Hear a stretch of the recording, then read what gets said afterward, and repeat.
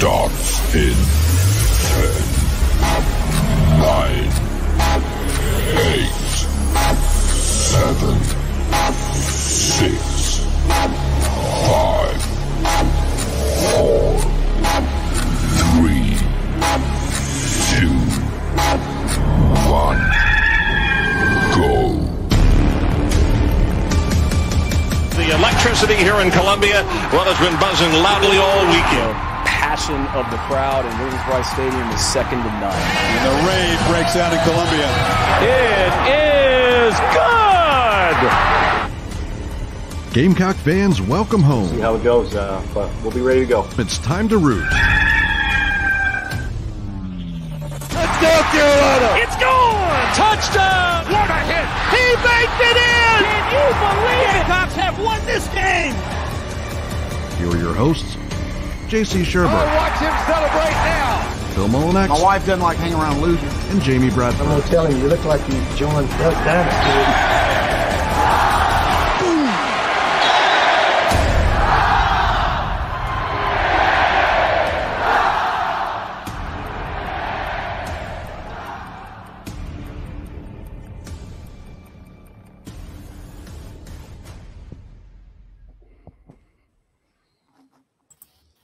All right, greetings and good morning. Welcome aboard the Inside the Gamecocks, the show live from the Signorama Columbia Studios, the preferred sign partner of your South Carolina Gamecocks. JB, JC, Phil Molinax here until 1 o'clock this afternoon when we all know what will happen. Then the announcement coming from Nyck Harbor as to where he will attend college and play football and, of course, run track. JC's going to have the latest on that coming up here in just a moment. That is really where the eyes have been. Carolina does have a signee in the boat today, and he is somebody, Elijah Caldwell, who's already committed. We'll get the latest there as well, and we'll just continue to monitor what's happening across the country because it's not what it used to be, Phil and JC. National Signing Day in February. I know that JC spent a lot of years on the road, up all night, up all day, covering players and where they're going and what they're doing.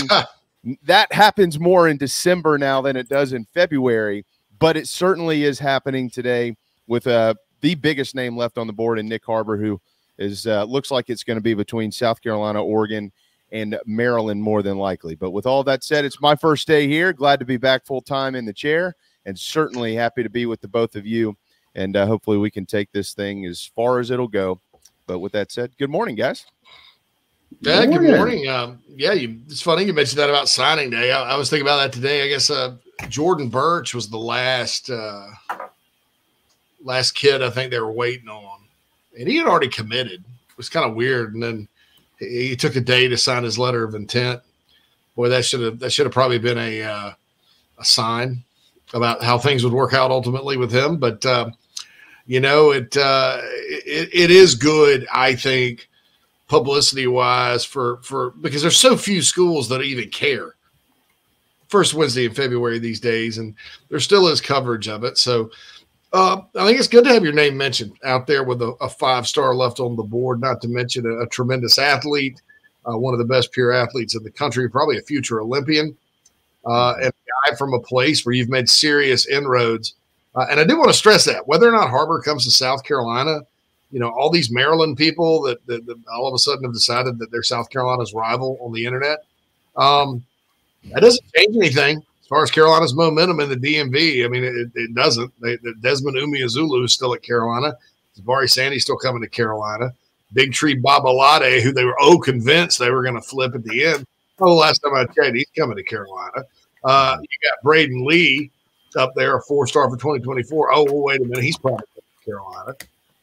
And so the hatred from the Turtles, and man, I like Turtles. That's right. You got one right down there. Turtles. Yeah, Lizzie. But Lizzie's sitting there looking at me like this, going, Yeah, she's probably a Maryland fan. Yeah. So I'm saying this is, and look, it looked last night. Everybody that knows anything felt like Carolina would get him. Yep. This morning, obviously, there was a counter offer from Oregon. And look, people are like, oh, it's money and you're not going to outbid Nike per se. there's a lot more to it than that. Yes, players want to know that they can make NIL money, right? That's the way it is these days.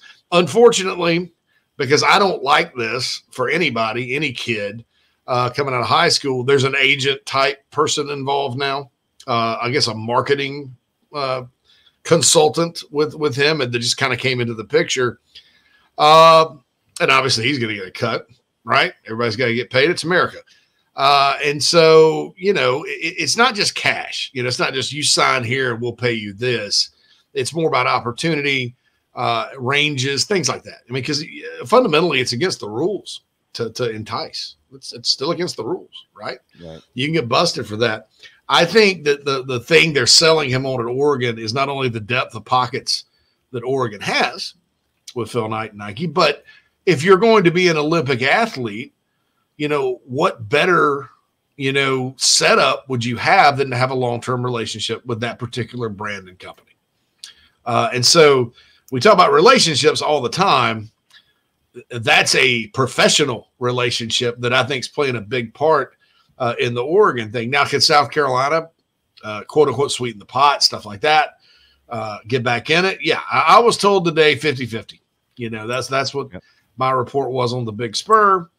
I do feel like this thing is a lot more complex. Don't sit there, guys, and cry in your Cheerios about NIL. Oh, we don't have any money. We're not going to be able to do this. Trust me, that's getting taken care of, okay? This is a unique situation. He's not just a football recruit in a major, major way, right? This isn't even Bo Jackson and Deion Sanders, right? This is like, had Pele played football, okay? Yeah. Like a minor Olympic sport, Pele. I guess Pele. I guess that may or like you saying, if Jackie Joyner-Kearse was a women's basketball player, how about that? Yeah. Okay. If Jackie Joyner-Kearse was a women's basketball player, that would make more sense. But, so that plays a factor into it. And I think that, South Carolina's right there and competitive. They're the last SEC team standing.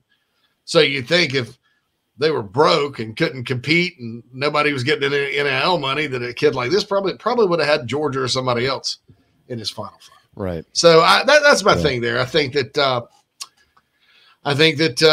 people need to chill out. We'll see what happens here at the top of or the end of the show. Well, let me ask you this. Let me ask you this.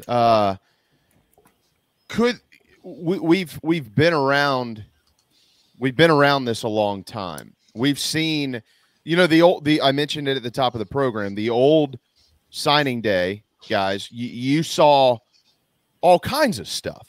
You saw flips and hat throws and these dramatic press conferences and just all kinds of wild dudes committing to places where you're like, I didn't even know that guy visited that school. I didn't even know he was considering that school.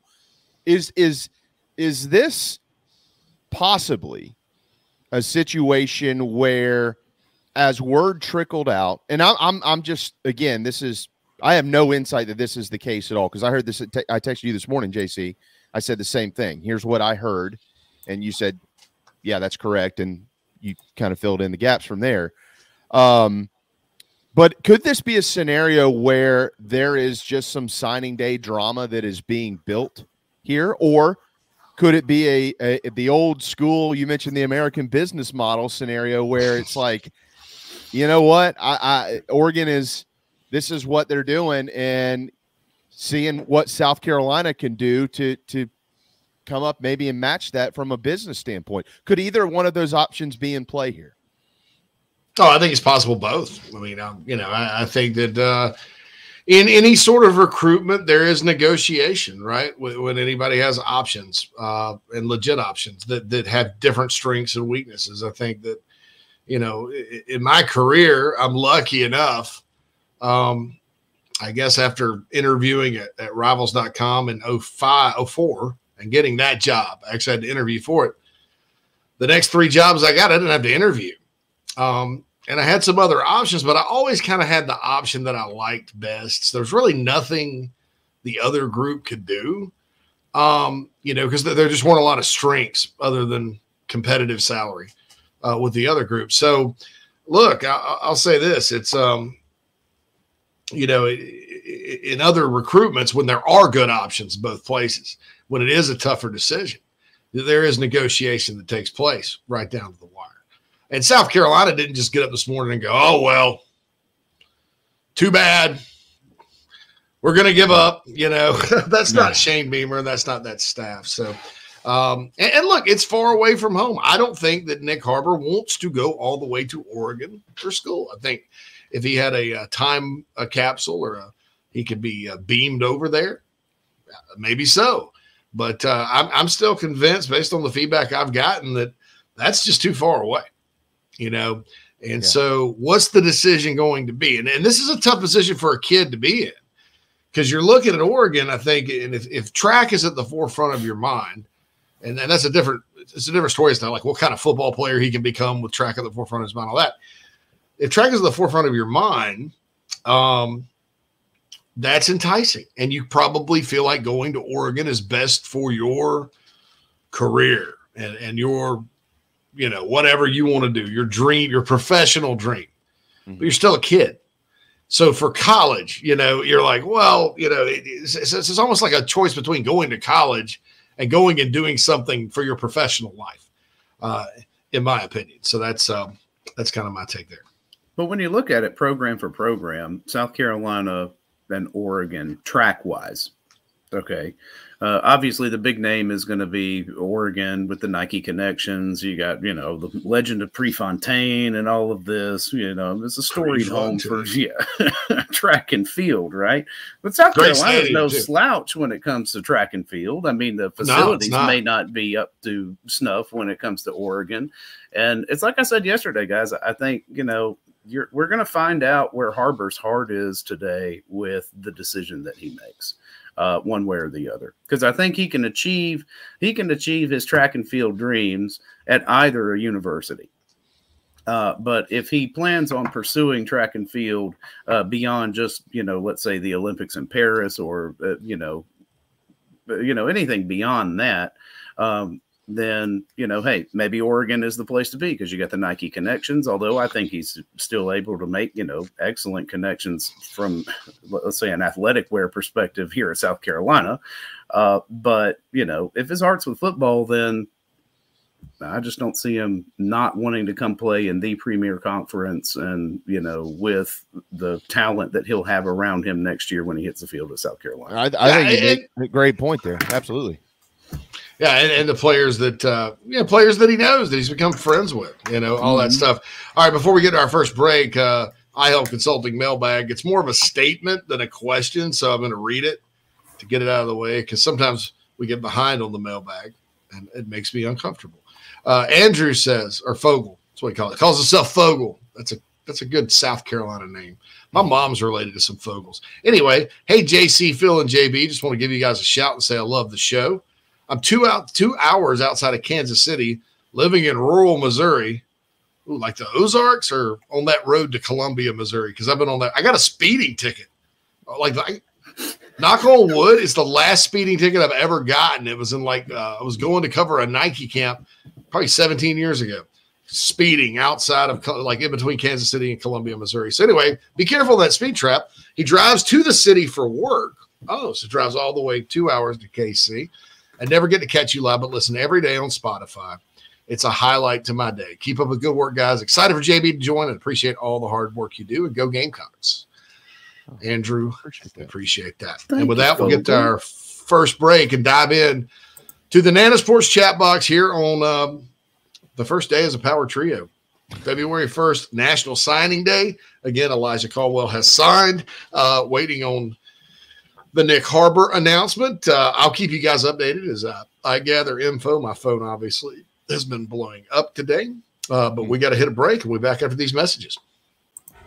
Are you looking to buy a new home? Kevin O'Connell with Union Home Mortgage is a local mortgage expert and Gamecocks fan servicing North and South Carolina. Whether you're buying a home, building your dream home with new construction, or turning your equity into cash, UHM's world-class service will ensure you find the perfect mortgage to achieve your home ownership goals. Call Kevin at 803-906-0244 or visit UHM.com today. Union Home Mortgage is an equal housing lender. Manager. NMLS 2229, LONMLS 1772182. Gamecock Nation, JB here, and I'm here to tell you about my new favorite painting company, A Couple of Painters. These guys are the best. Gamecock fans and excellent painters, and by far the best and easiest quote I've received. They're licensed in both South Carolina and Georgia. They offer 10% off for military, repeat customers, or if you heard it on the show, commercial and residential painting, deck, fence, and cabin staining, cabinet and furniture refinishing. They'll even remove popcorn ceilings and wallpaper, and they offer pressure washing. Find them on Facebook or call 803-522-6832. A Couple of Painters, proud partners of Inside the Gamecocks, the show. Man,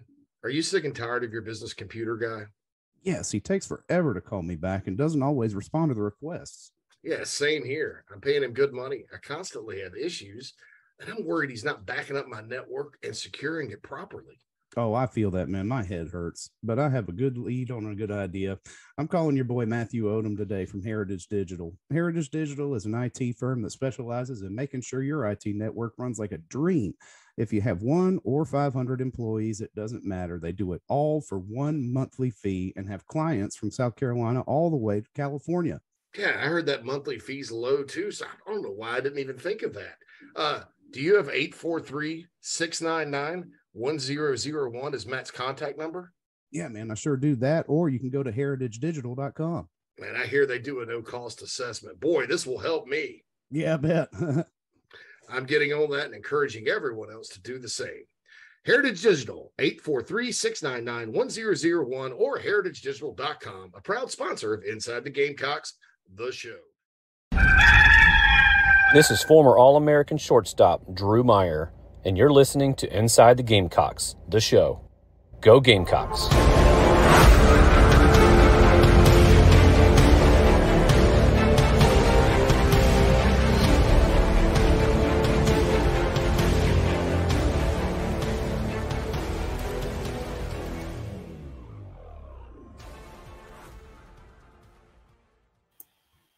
Welcome back to Inside the Gamecocks, the show, everybody. Presented to you by Express Sunrooms of Columbia. Give John a call, 803-446-4662, to set up a no-obligation consultation about a potential backyard retreat for your home. And the first hour of the show, still brought to you by Cindy Searfoss and the Coldwell Banker Kane Realty team here in the Upstate. Give Cindy a call, 864-414-5271. She'll be happy to help you out with all of your upstate real estate needs. And with all this harbor conversation, it's just, we're all anxiously waiting. There's, more eyes in South Carolina focused on the DMV than there have been since the early 1860s. And we're all just waiting with bated breath on an 18-year-old to make a decision.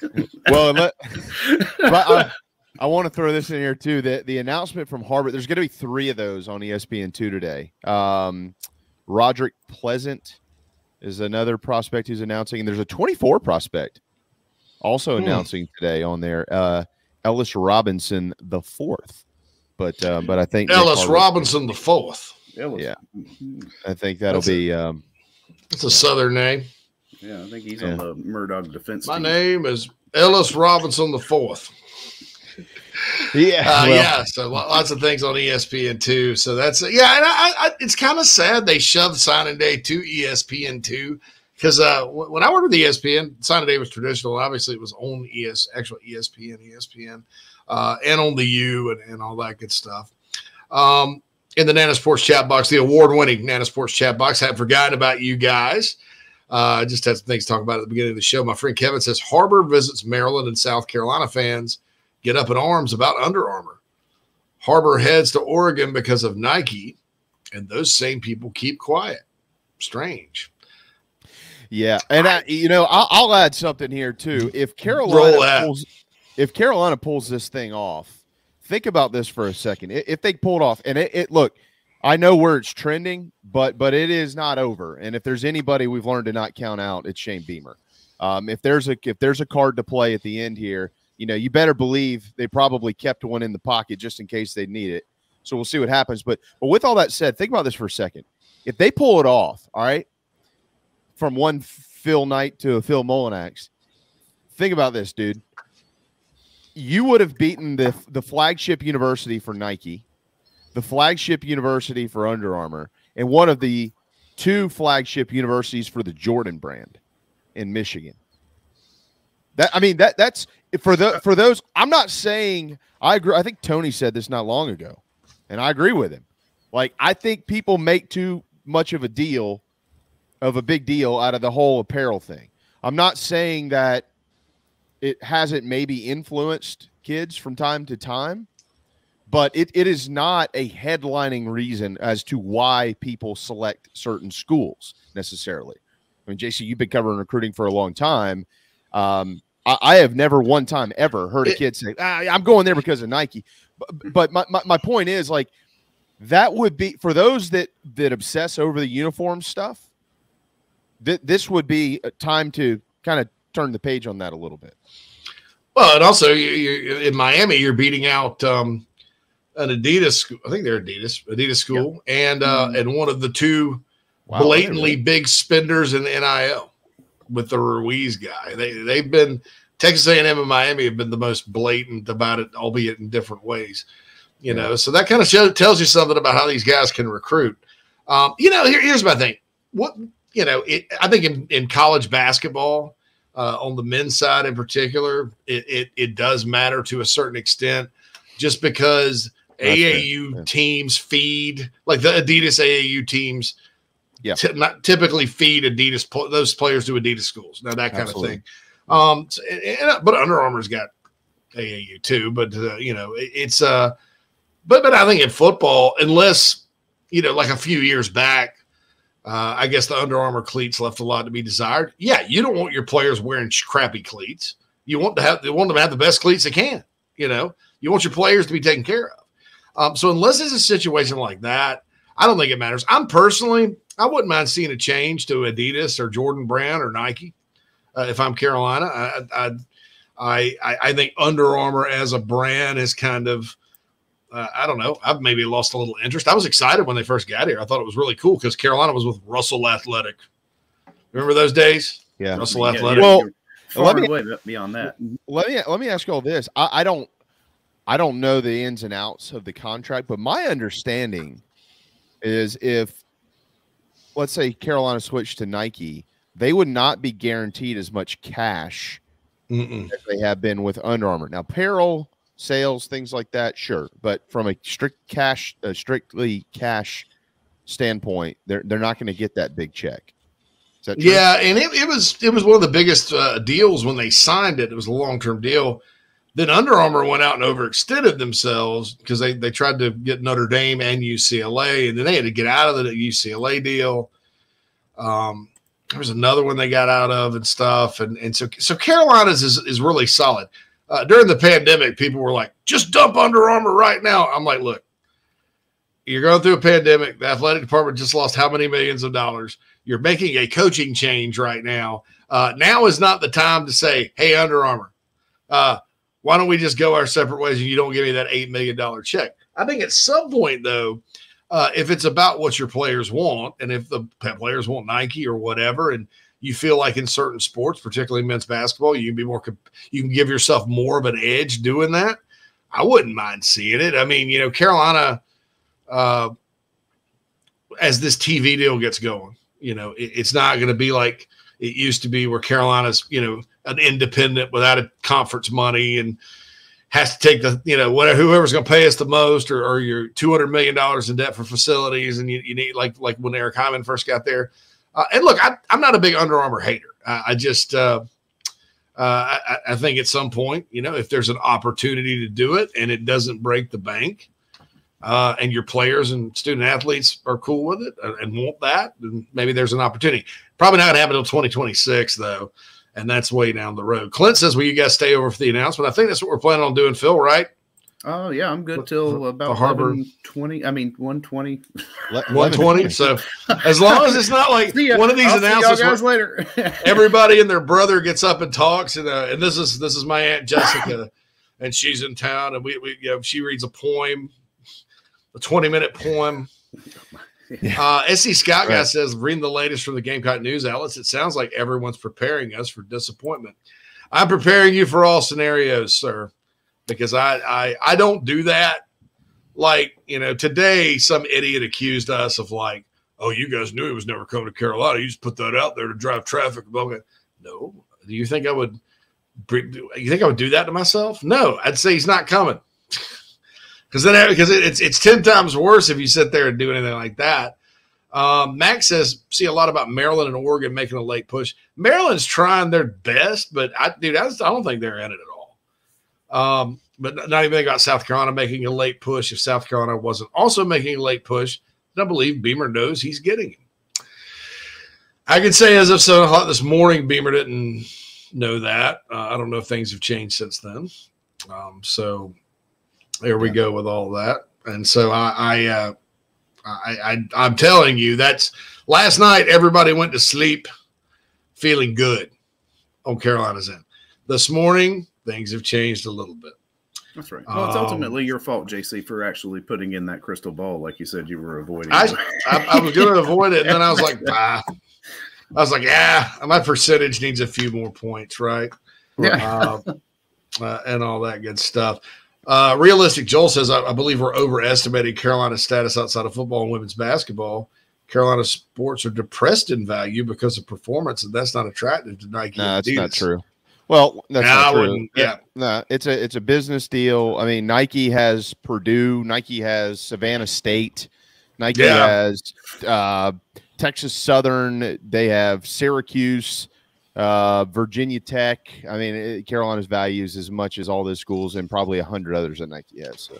Well, and with the women's basketball program alone is more valuable than a lot of those athletics departments. Now, Joel, if you're talking about like, why you wouldn't get a huge deal from Nike. Well, Carolina's apparel deal with Under Armour is 4 times as large as Alabama's is from Nike.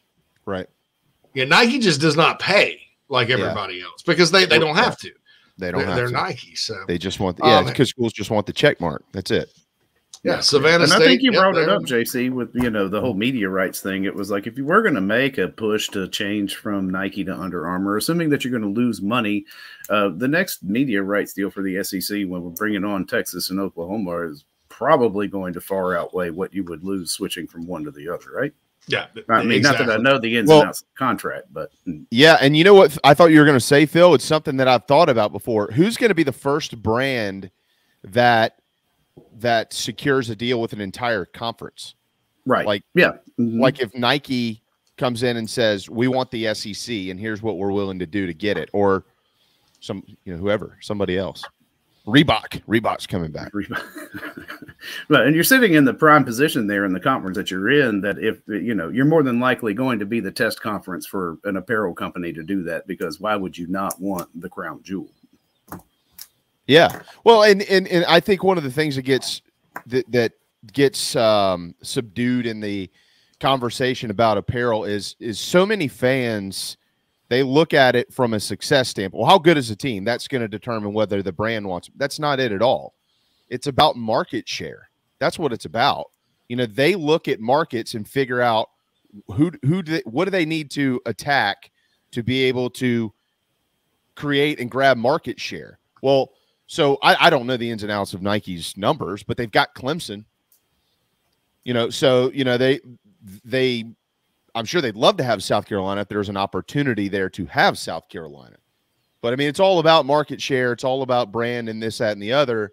And it's not about wins and losses. Like you sign contracts, like they don't come back to you and go, well, you know what? Your basketball team last year only won 11 games, but you're out. That's not how it works. What they're trying to do is come up with more ways to push more apparel so they can sell more. And that doesn't have much to do with, you sell more when you win. I understand that, but there's a total business strategy behind it. They're not looking at it from a wins and loss. Matter of fact, when did we sign Under Armour? When did we ink that deal, guys? Was that 06? 06 was the last year with Russell, right? Yeah. 07 was the first year with Under Armour.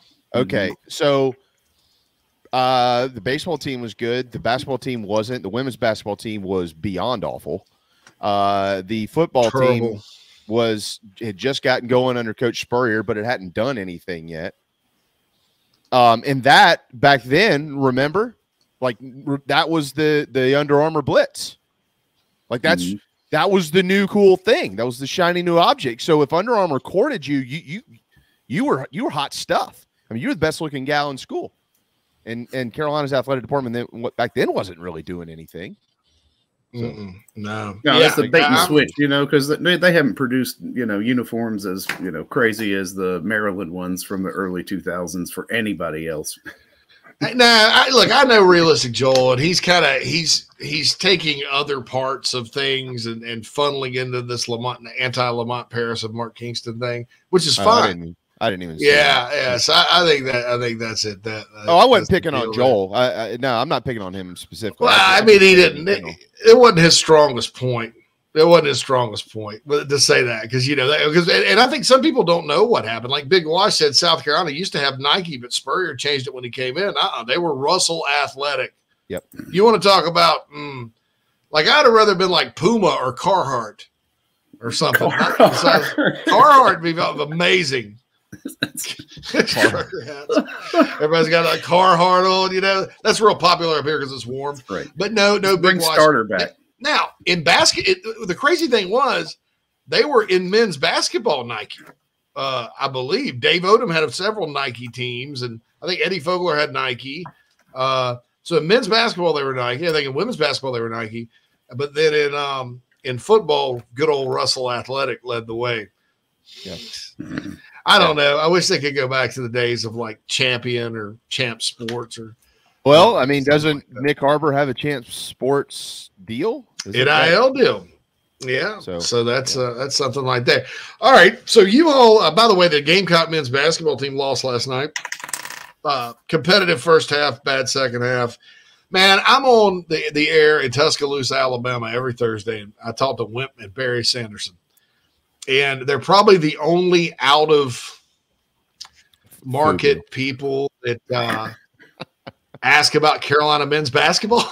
Because believe it or not, Wimp interviewed for the job here once upon a time. I think it's when they hired George Felton.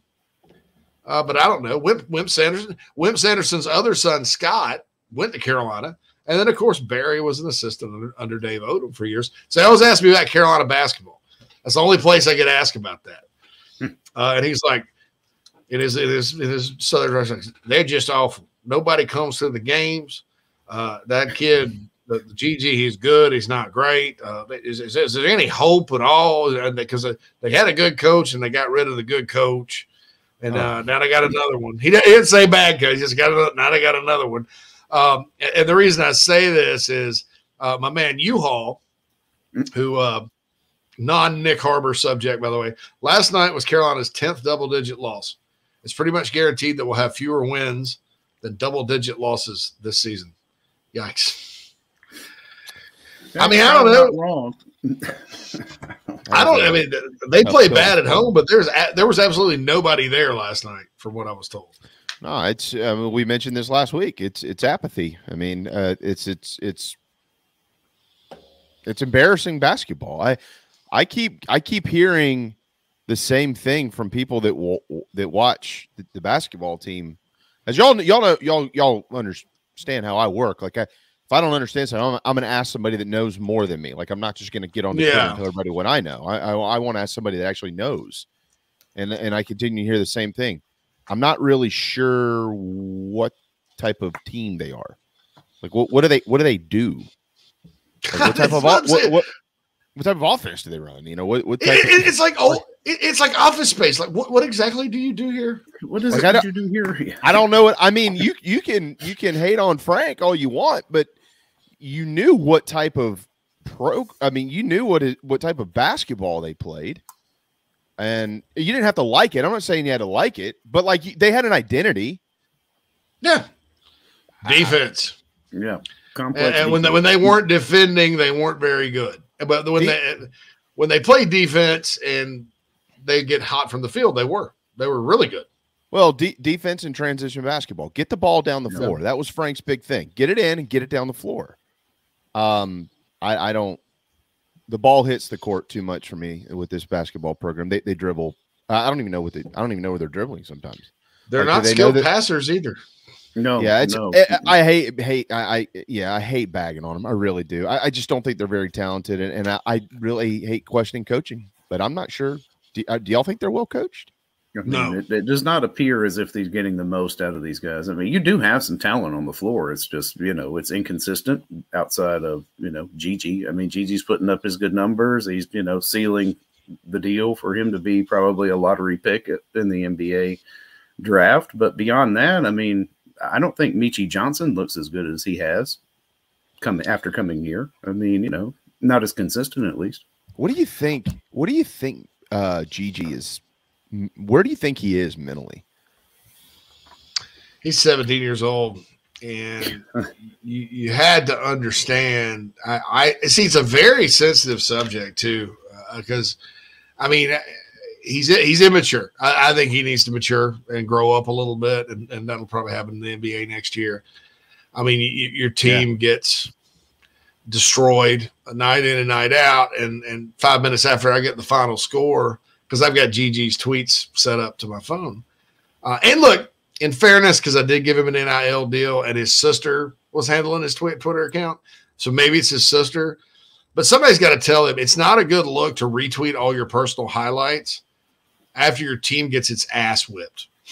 And be like, yay me, and I actually do, now that I think of it, I do think it's his sister, because she handled the NIL stuff for him that he did for me. But yeah, it's just probably not, because you kind of go look like, oh, well, Gigi's tweeting his highlights again. Oh, what was the final score? I was like, because last night I didn't even check the final score. I was like, well, surely they held on and won, or it was a close game. 15-point defeat. Yeah. So I don't know. No, to answer your question, I don't think they are well coached. I don't know that there's a plan. I think there's been a lot on this new coaching staff, a lot of wide eyes going, wow, we had no idea. I've heard through the grapevine that they've kind of commented they have no idea how Frank Martin won as many as he did here. So when you kind of get into the job blaming, if you're blaming the job, and it's a hard job, it's not a good job. South Carolina's football job is a good job, but a hard job. South Carolina's basketball job is not a good job and a hard job. And, it can be one day, but, I think that when you have people that are already blaming the job, that means they probably don't really have a full plan as to how to overcome it. And I see the recruiting. I see the two kids they got from in-state for next year. I think they're good. I know the 2024 class is supposed to be good. Somebody, swears that that's going to make or break Lamont Paris, but I don't know that. I don't hear that they're getting any of these guys. And then you throw NIL on top of that as the university continues to build that. Men's basketball isn't necessarily – number one, men's basketball is expensive. It's like shopping at the Porsche dealership because everybody's making a bunch of money. Number two, I don't know that Lamont embraces that part of it at all. In fact, I know he doesn't. Number three, you also have a coach that's not on social media, not active on social media at all, and that really doesn't care for his regular media duties because he hadn't shown up for post-game interviews a couple times. Oh, yeah, that's not good. And that's he gets paid. Part of these coaches' contracts are the media rights, Jamie. You know that. It's a big part of their deals. Yeah, it's in your contract. And so, you hate to sit there and go, well, I don't know that this is going to work out in year one, but I'm looking for something that makes me feel, okay, all right, this is going to get better. Because right now, when you don't have any hope, apathy does set in. Because when you're in the first year of a coaching situation and you have no hope and there's nothing you can point to. I mean, Eddie Fogler came in and recruited, right?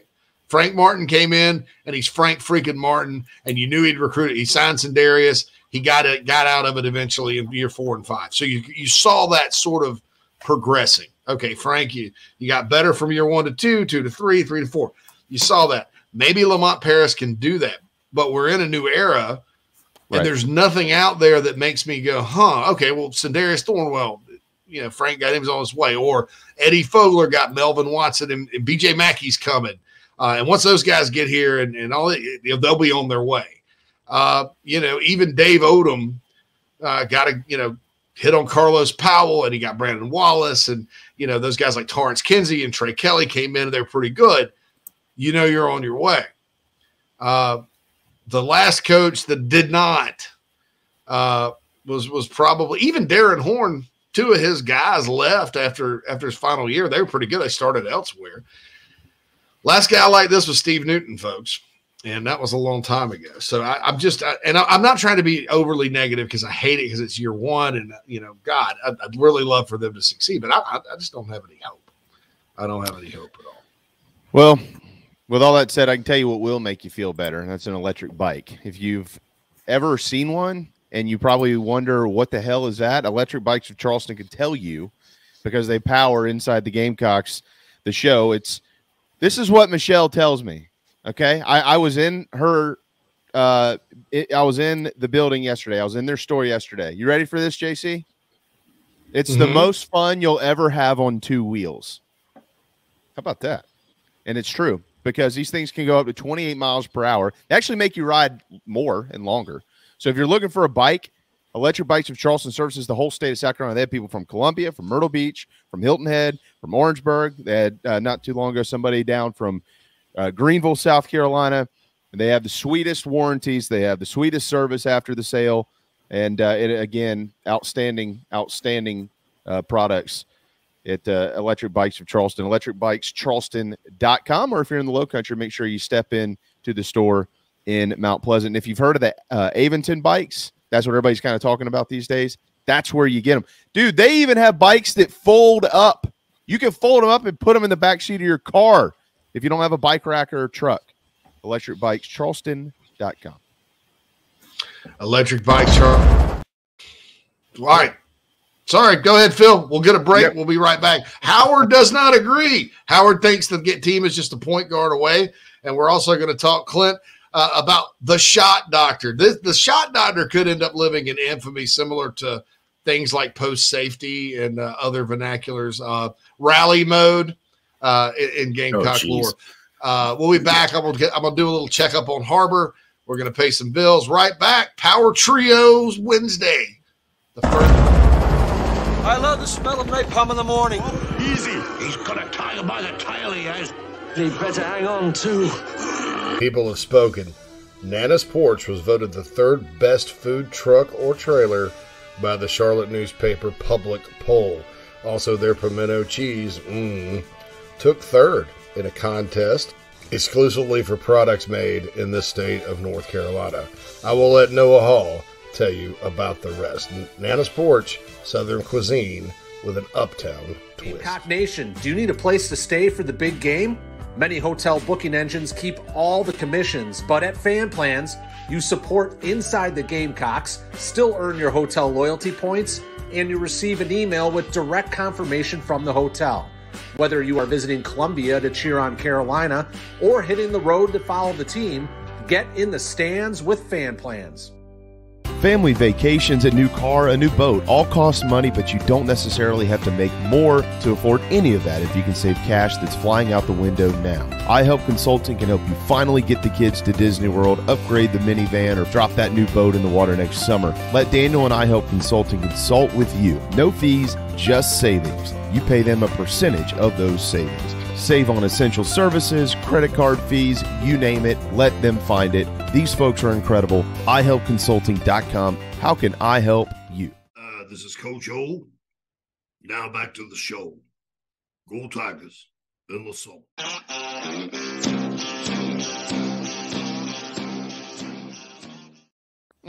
Welcome back to Inside the Gamecocks, the show. We are here with you inside the Sinorama Studios. Show is presented to you by Express Sunrooms in Columbia. Give John a call. Sorry. What are we laughing at? I'm laughing at you because yesterday Flint and I had one of our 10 o'clock talks last night. Well, great. He said, JC does a hell of a Coach O voice, man. I'm like, that's yeah. Right, I do. I'm like, and you don't ever know when it's coming. I mean, we could be talking about anything, and all of a sudden you're saying it in the Coach O voice. Wait till you hear the average jambalaya commercial. I can't wait. When I'm not out here chasing hot women around the beach and dusting, I want to sit back and relax and count my money. I reach for average jambalaya. Average jambalaya is not great jambalaya. It's not terrible jambalaya. It's very mediocre. Kind of like my coaching career, except one season. Average jambalaya. Whether you're from Biola Force, Louisiana, or living right here in the endless summer doing the hard body contest with Coach O and Dustin. Average jambalaya is a place. Okay, anyway, it's good. We need to get Coach O on one of these Avonton electric bikes. And take his shirt off and just see him cruising towards the beach. I'm gonna sign Coach O to an NIL deal. Yeah, we get him riding around there down on Sullivan's Island. Just... He's a destined man. You ride him, and then if you've been riding like 20 miles or something, you're like, oh my god, I can't make it home. You just click it into assist mode, and it'll get you home.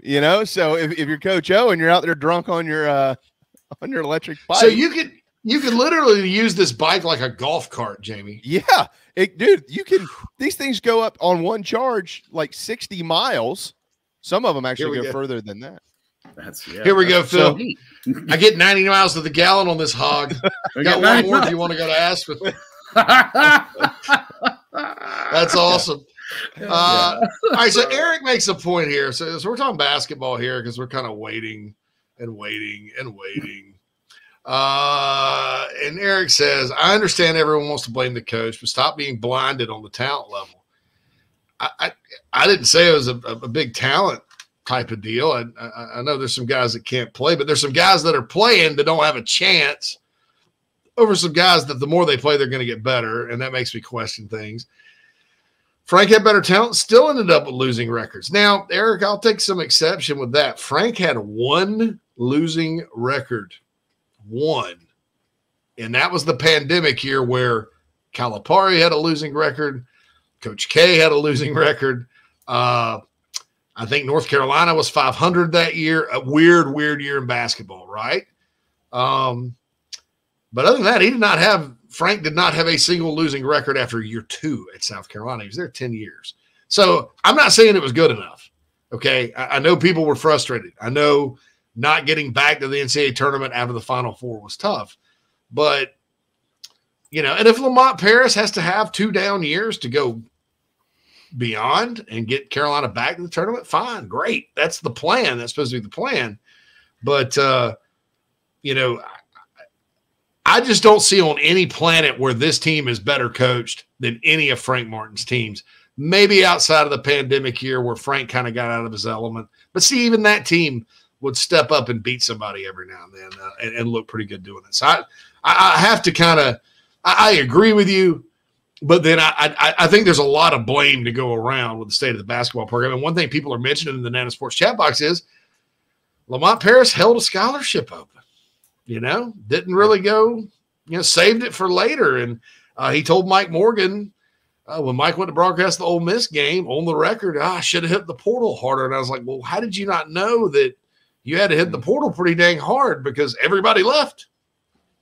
Yeah, well, I think, we were kind of all expecting that last one to be used around Christmas time was what I think we were led to believe, bring somebody in right before, early on in the season. But, I think to that point that you just made, JC, is like, okay, so what does Lamont Paris at the end of this year, assuming that things continue down the path that they're on, have to point to a recruit to say, Nothing. We're building something here. This is what it is. So it was like, I don't fault the people who were skeptical about, his success in year 1 because it's, it's not like we look at the football team and Shane Beamer can be like, listen, we won these 2 games last year. We weren't supposed to win. We stepped up at the end of the season and did this, won our bowl game. There's not going to be that opportunity for Paris moving forward. Yeah, I think it's an incredibly fluent situation. I mean, I think that I don't know enough about Coach Paris as a coach. And so I don't. Nobody does, Jamie. Nobody does. That's part of the problem. That's right. Honest. To be blunt about it, that's part of the problem. Yeah, we don't know. Yeah, and I agree with you. And I wasn't saying that negatively. I'm saying, personally speaking, I don't know enough about him, so I don't know if I know when he was at ETSU, he took a ton of transfers, and he ultimately turned their program into a pretty good one up there. I understand that, but at this level, going out and finding transfers, what is the difference in doing that here and at ETSU? I don't know that answer. Is that the formula that he's going to have to take? More than likely. But is he also a coach who needs some type of cohesion in his program where you've got guys who are playing together for 2 or 3 years before you can really kind of see, the fruits of their labor, so to speak. So I don't know. There's just a lot personally of unknowns for me with what Lamont is doing or hoping to do here. Yeah. And I, when I hear things like didn't show up for the call-in show or didn't show up for the post-game interview. Yeah, I don't this is not Steve Spurrier walking out after the Tennessee game that year. I mean, he earned that, basically. I mean, this is a guy, honestly, one of the first negative things I thought about him was he says, well, I don't tweet. Well, I'm sorry. In recruiting and college athletics these days, Twitter is a very powerful tool. I know Mark Kingston probably doesn't tweet that much, but his assistants do. Baseball players may be a little different. Maybe they're not Twitterers, but basketball and football, man, that's where it's at. I mean, if you're not out there, and I'm not saying he's got to be like a TikTok creator or something like that.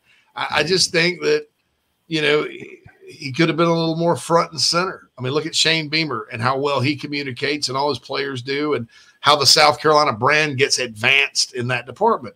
Like I said, I'm not saying you got to be a professional. Hell, you can hire somebody to do it for you.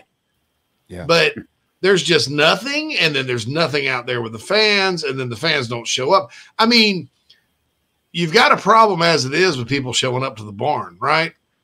When you don't go and kind of sell yourself to your own fan base, that's a problem. How are you going to sell it to recruits? And it's tough. I wouldn't be surprised. I think you don't want to go – you never want to panic after a year. But I think even if Lamont Paris is the coach here next year, and I believe he will be unless he just decides, hey, I'm out, this is too tough for me, unless he decides that, I still think there needs to be a major overhaul. I mean, the shot doctor, and that was Tim Buckley. That's kind of his rep. I wish people had never said that. This team can't shoot either, When they do pretty well. When they shoot pretty well. Well, they take a lot of bad shots. A lot of bad shots because they don't run an offense. There's no – it doesn't have to be a structured out. Like in basketball, like somebody explained it to me, like the motion offense, right? Bobby Knight basically created this. Everybody thinks Bobby Knight's really rigid and like a football coach calling 1 and 2 and running flex and stuff. No, it's based on concepts, right? A lot of good offenses in basketball are based on concepts. They're not. You don't call 1, 2, 3. Frank called 1, 2, 3. Frank was a football coach basically, and was really good at understanding spacing and things like that. So I was thinking what's going to be kind of a motion offense, not just, hey guys, just go do whatever. Don't forget to play D because they're not very good at playing defense either. Against Georgia. How many times did Georgia guy dribble down the lane and the guy cutting was wide open every single time? There's no adjustment. Yeah. That could be the players. Now, so I don't know.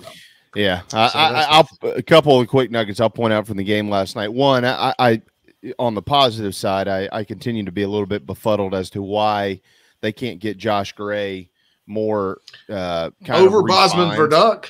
Yeah. Well, yeah. I mean, Gray, I know he can get himself into foul trouble, but I mean, 14 boards last night. He's a guy with a lot of tools, and I'm not sure why those haven't been maximized. And then, we talked about Michi and some of the shots he takes. A lot of talent. Can't have point guard turning it over 7 times. And that's what he had last night, 7 turnovers. That just can't happen. And I also think last night was the first time in like 5 games that Hayden Brown didn't foul out. I mean, he's very undersized and very overwhelmed in the position that he's trying to play for this team. So I don't think they have a bunch of talent, and I think that's pretty clear. A talent upgrade's the first thing, but we watch a lot of teams around the country that we would call quote-unquote mid-majors, and a few of them kicked their rear ends earlier in the season because they're just very well-coached, crisp basketball teams. And that's something we're just not seeing a lot of. And 2 of them probably would have taken the South Carolina job, and a third of them, Nico Medved, if you'd offered him enough, they would have done it. And look, South Carolina was in line to get Dennis Gates the Sean Miller thing came about. I think at some point this university has to get over the big name obsession. Look, I'd love for Sean Miller to have been a basketball coach. Don't get me wrong.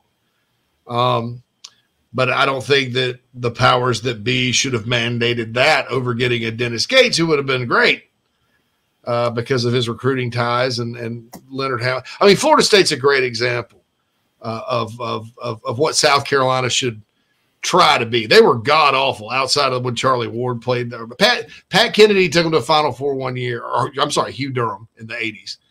And Pat Kennedy was okay. Charlie Ward, they got in the ACC, they were good. Then they stunk for years till Leonard Hamilton got there and built them pretty good. Now you see that they miss Dennis Gates and those guys quite a bit. So I mean, I don't know. I think it's just one of those things where maybe they missed their point. Maybe they missed their guy with this, but still, when it got down, I mean, you know, Bob Ritchie obviously is doing well at Furman. Would have loved the job. Pat Kelsey, I don't know why you don't talk to him. Pat Kelsey probably isn't going to be around here long, and I keep seeing the name BJ Mackey pop up, and I don't think any of y'all are wrong. I think the one thing that you would have gotten out of BJ as he learned to be a head coach at this level is you would have had support because he's BJ Mackey. And not just from the fans. I mean, Carlos Powell's a head basketball coach in this state. Melvin Watson, all these. There's a lot of dudes that would have been kind of behind him. But I thought that was when it came down to those two. I was like, well, and I swear I had somebody I really admire and trust and like who had a connection to Lamont Paris. I mean, I actually broke that news. I mentioned Lamont Paris before everybody. And I honestly didn't know a whole lot about him. And I thought, well, hey, this could work, you know. But look, it's, you know, when it came down to Lamont and BJ, my original thought may as well just go with BJ, you know. That was worth it. And I'm honestly surprised that Lamont was not better able to bring players in. You know, because honest to God, I thought, you know, hearing three things shot me, and then we're about to hit the top of the hour break. Three things shot me. No social media presence at all after he said he was going to have it. Mm-hmm. Not showing up for mandated media things, and that's what he's getting paid for too. That's a big part of his salary. And then three, the comment about I should have hit the portal harder. Mm. I think you had to know you were going to probably have to hit the portal pretty hard. Anyway,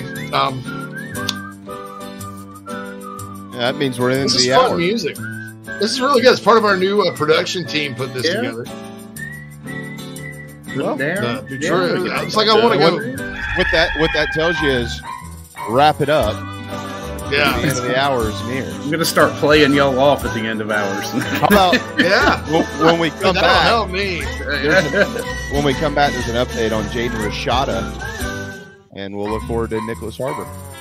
Can't wait. Hey, Hale had a pretty good update on Harbor lately. Hale's not changing his crystal ball. He's not changing it. I'm not leaving. I'm not freaking leaving. I'm not leaving. Be right back.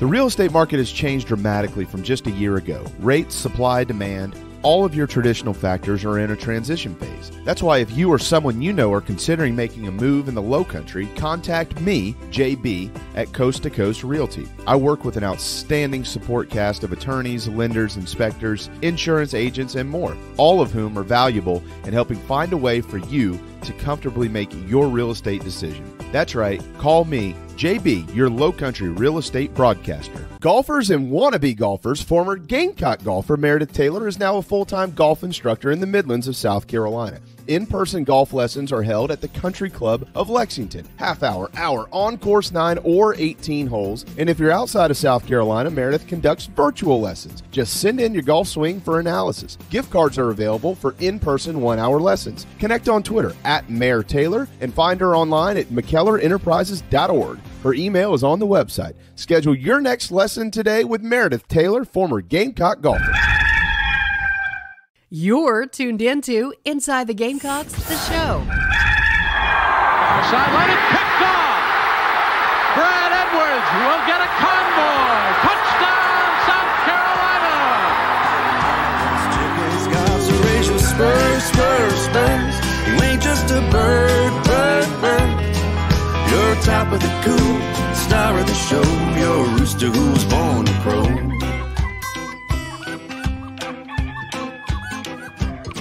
Well, I bet you wonder when you win or lost a step or two.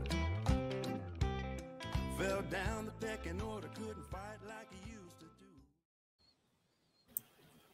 do. Welcome back, everybody, to Inside the Gamecocks, the show. National Signing Day 23 edition. Show is brought to you by Express Sunrooms in Columbia. Give John Barber and his team a call. They'll be happy to talk to you about enclosing a porch or patio. We're doing a sunroom edition. Allow some sunlight to get into your life here for the summer. And, of course, we are in the Signorama studios. Give Signorama a call. They are the preferred sign manufacturer for Gamecock Athletics. Walk into Williams-Brice, go down to Founders. Everything you see around there is done by our friends at Signorama, so happy to have them on board. And let's see, what does Hale have to tell us, JC? What is he saying? I'll get to the Hale thing in one second. I want to follow up here because Jason says, if we didn't have a slam dunk coach already lined up, why the hell would you fire Frank? It's a stupid move just to get rid of a random coach. Well, all right, so let me tell you exactly what happened. The Tuesday after Frank was fired, they had a contract ready to go for Dennis Gates. All right, so then the Sean Miller agent situation happens, and he starts reaching out to people at the university, right? I don't know that anybody in the athletic department, that's why you kind of got differentiating reports and stuff at the time. I don't know if anybody inside the athletic department, a decider, felt they were ever getting Sean Miller. But they were told they had to go down the road because they weren't going to approve a contract otherwise. Okay? So that's what happened. So, and look, Dennis Gates was like, I don't know, kind of had a 500 record or whatever. Cleveland State, I mean, tough job, right? I didn't expect him to do as well as he's doing at Missouri. I liked his track record, thought he was a good fit. So I don't know that you would even call that a slam dunk, but I don't want you guys to think that they just kind of meandered around. That's not fair for me to say about, Chance and Ray. Say what you want about the end product and the outcome. That's certainly up for criticism. But, I mean, I think they did have their ducks in a row, but in typical University of South Carolina fashion, sometimes – that's not good enough either. But hopefully, and I don't want to say University of South Carolina total. I think that men's basketball in particular, there's just been decision after decision through the years. Everything from leaving the ACC to failing to hire Bobby Crimmins when Frank McGuire hung it up, to firing George Felton, who was 25 games over 500 before you get in the SEC, to hiring Steve Newton when you could have had Rick Barnes or Larry Brown, to Eddie Fogler, the game changing completely, and Eddie Fogler deciding I'm getting the hell out of coaching, to hiring Dave Odom over Bobby Crimmins when he could have healed the old wounds, to hiring Darren Horn to begin with, and it goes on and on and on. Maybe not giving Frank Martin the, some support he needed. And I mean, there's just been one thing after another with this program. So anyway, Jamie mentioned Rashada, the $13 million man. Yeah. And looks like he's found a home, Jim. Yeah, he's headed to Arizona State. So they must have come up with $13 million, I guess, out there in the desert. Their entire NIL budget was 10, and that was because one guy put in 10. Now, well, he's got it. If I'm a young man, Arizona State's probably Arizona State.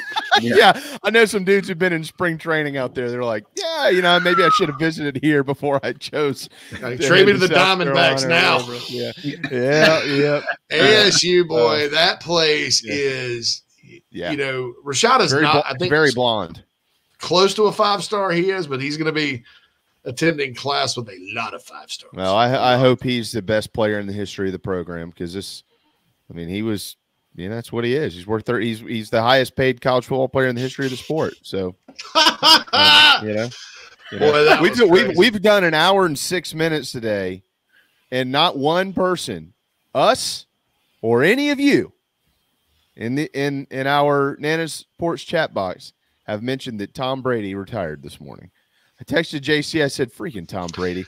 He's got to do this on signing day. I know. Yeah. He's crying on the beach. I'm like, God, Brady, come on, man. Yo, I retweeted it, but I didn't watch that crap, man. I wasn't going to watch it. I retweeted it. I was like, it's significant news, I suppose. It is amazing to think about, though. The guy's 45 years old, and what he's done in his career is just unbelievable. I mean, it's just unbelievable. I mean, arguably 3 Hall of Fame careers in one, right? Yeah. Well, and you know what's neat is I went to school with Ryan Suckup. I've known Ryan a long time, and Ryan's played with him, and I saw him not long ago, and he said he is just a great dude, best teammate you could have, and that's good to hear. That was neat. Last you okay, JC? Yeah, I'm getting my tab is getting blown up, and I don't know. Do you need a minute?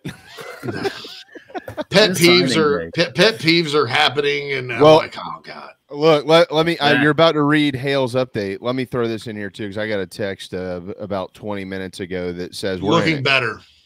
Yeah, we're in it. So in the game. I don't know if they'll get it done or not. It's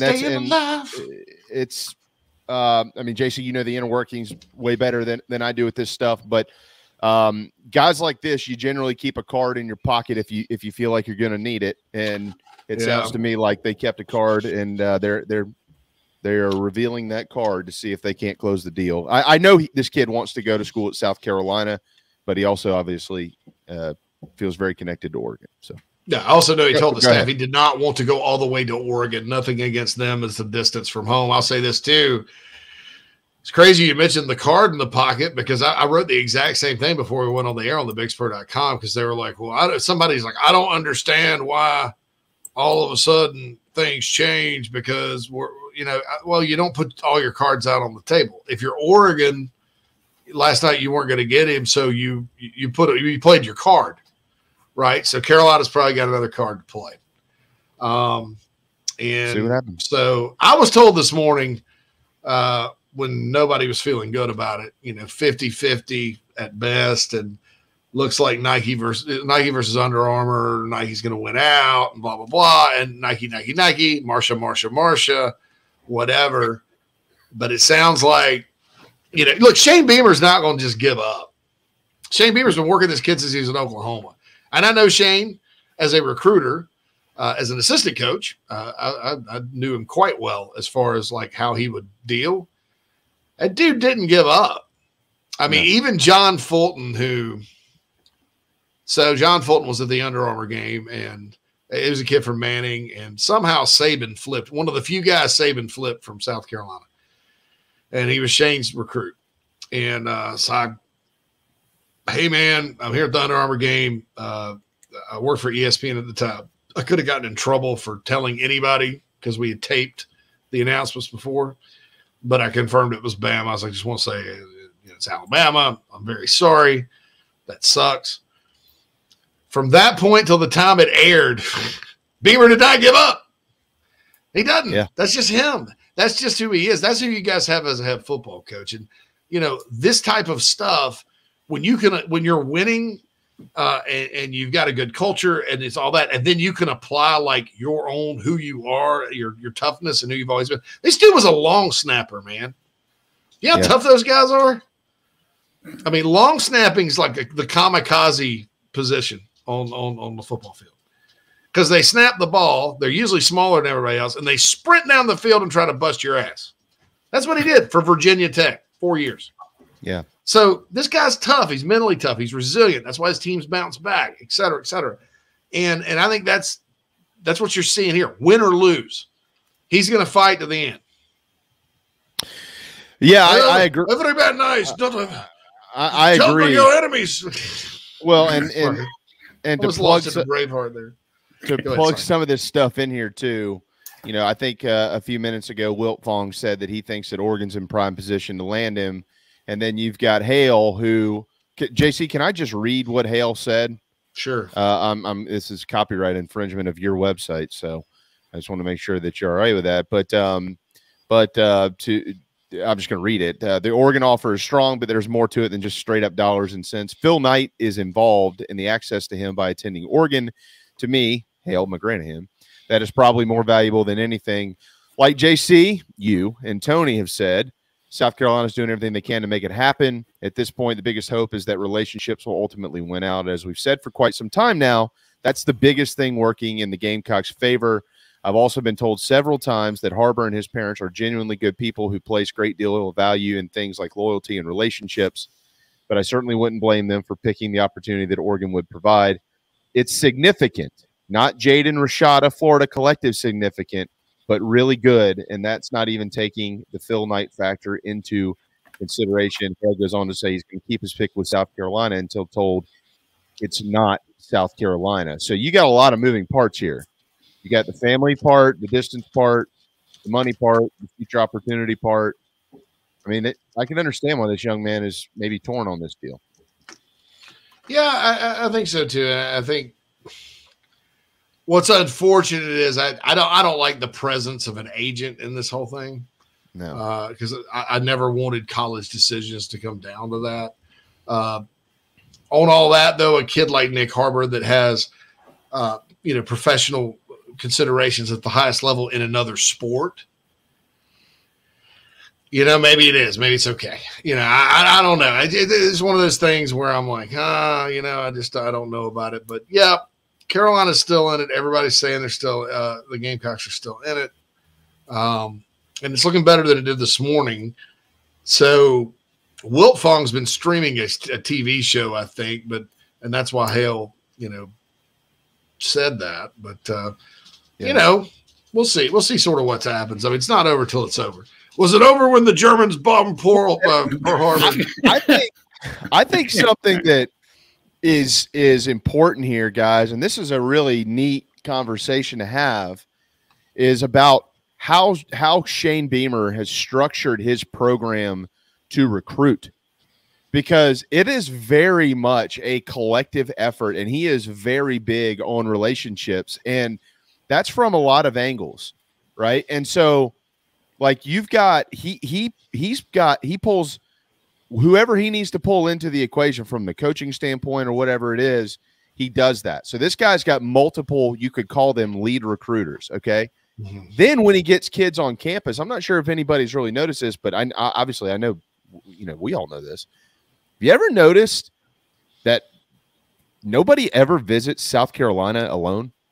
Yeah, you never see them. Yeah, alone. No, it never happens. Like, there are always multiple visitors here. Like, if they know somebody wants to come, they scramble to make sure they can get other kids on campus, even if it's unofficially, so they can be around each other.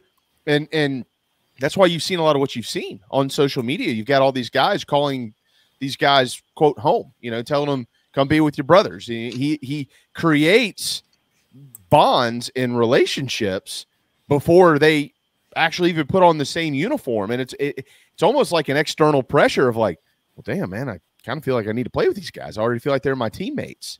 Now, we'll work in this situation. Millions of dollars could probably change that opinion. But I think I'll leave it at this, and I'll kind of pass the baton back to y'all. I think what you've seen in a lot of the recruiting pitch here, when Shane got hired, one of the things that people absolutely adored about him, and Coach Tanner said this, I know, behind closed doors, and I think that he said this publicly multiple times, was that people felt like he was one of us. Like, Phil, you felt like Shane appreciated the program the way you do, or somebody from Barnwell, South Carolina, or Conway, South Carolina, who, they're blue collar, hard working. Their vacation every year is going to Williams-Brice Stadium 7 times to watch the Gamecocks play football. Like, that's what's in their blood. And they felt like, well, we've got a head coach here who feels about this program the way that I feel about this program. And now you're seeing it's taken some time, but as he's developed these relationships in recruiting, now you're seeing kids who are kind of taking on the way that he feels, which is the way we feel. So it's like it's a trickle-down effect. And that is where you're getting a lot of this, like, man, why are these kids recruiting other kids for us? The coaches aren't even having to do it. The players are. Well, that starts at the top, and you can make the argument that Shane Beamer is probably more in love with this football program as a head coach than any head coach in the history of it. Yeah, I mean, that was it. I mean, you nailed it. He's one of us, right? I mean, from the moment he stepped up to the podium for his initial press conference, you could tell there was a level of genuine love for this university. I mean, you know, he's been here before. I mean, shoot, he was born in Charleston, right? I mean, he's a South Carolinian originally, although they didn't spend a lot of time here, obviously, when he was younger. But, you know, he knows the landscape. What better place could you think of to raise a family? You know, he's got young kids. I mean, the whole thing is just, you know, he sold it all. Sold every one of us. Yeah. I mean, you know, and you could tell. And that goes all the way out to the recruits because and if welcome home wasn't the most perfect, you know, slogan that he could have come up with, I don't know what is. That everybody else is hijacked. Yeah. Yeah, right. Well, you know, let them do it. Often imitated, never duplicated, right? Well, and guys, like, you know, JC, you're the best one to really comment on this because you covered all the guys' recruitments. But like, I remember when Coach Muschamp got hired, and let me raise my hand. I'm going to say this till I'm dead. I like Will Muschamp. I like him personally, and I like what he tried to do here. It didn't work, okay? But I like Will Muschamp. But when he got hired, he put together an elite staff of recruiters. But I think what we discovered over time was that they were elite to white collar blue chip programs. Yeah. They could walk in with the logo on and. Why would you want to play anywhere but Georgia, man? It's Georgia. That's not the case at South Carolina. You got to know the story to tell here, and Shane and his staff do. The two best recruiters on Muschamp's staff were Bobby Bentley and Eric Wolford. Bobby had never been an on-the-road recruiting coach before. Eric Wolford didn't get here until year 2 and had been at South Carolina. Both were familiar. And that's outside of Will Muschamp himself. Will Muschamp himself, most of the highly rated guys you saw Carolina land, Will landed them. Like, right. And I think that was part of the problem. You can't be the lead recruiter, the head coach, the recruiting coordinator, the defensive coordinator, the safeties coach, and you know, do everything you got to do. You know, I don't care how smart you are. So that was. Yeah, people, we'll do an autopsy on the Muschamp era one day over the summer. But, yeah, Lance Thompson, Brian McClendon, both were Rivals.com's National Recruiters of the Year. I think between the two, getting Darius Rush and Sherrod Green, which Lance did, was probably the best things they did. And those guys were seniors on this last year's, or super seniors on last year's team.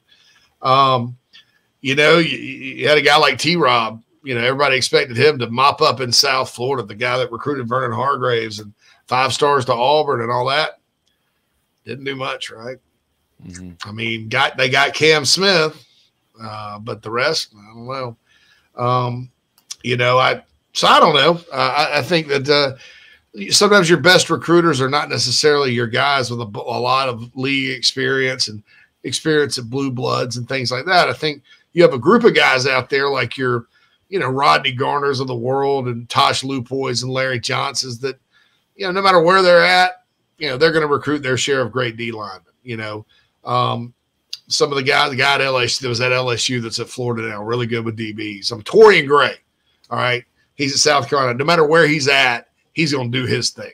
Torian's going to go get his share of elite guys that are rated. Then he's going to find 2 or 3 that are elite that aren't rated high. Right. Yeah. And I think South Carolina as a program needs more Torian Grays than they do guys like Lance Thompson from a recruiting standpoint. And I love Lance Thompson as a person, as a coach, all that, good guy. But he was a fish out of water because it's a different style of recruiting. And so you got to kind of figure that one out too.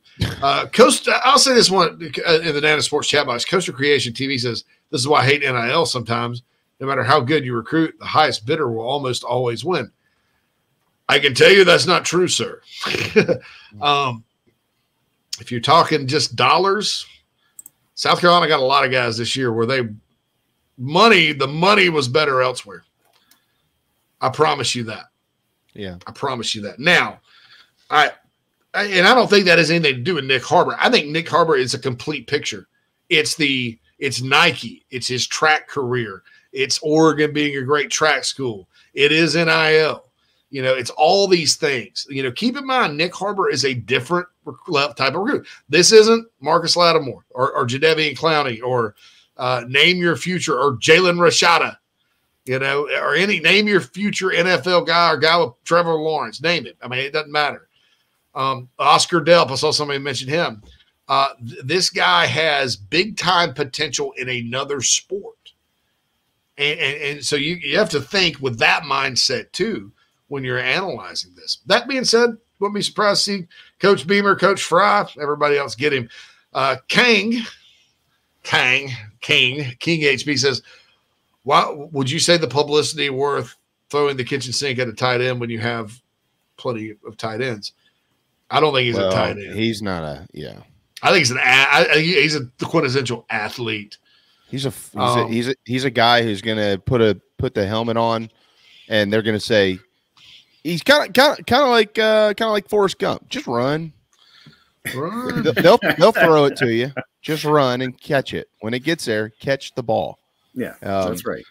He's what he is a mismatch, is what he is. Yeah, he is. He's a touchdown. If he gets behind you, you're not catching him. If he can catch it all. Meredith does say, welcome home, JB, one of our sponsors of the McKellar Enterprises guest line. Yeah. SC Scout Guy says, well, it was just announced the Dr. Phil show has been canceled. Oh, that's a shame. I hate that. Anybody that loves Ron White stand-up comedy, listen to his sketch, The Dr. Phil Story.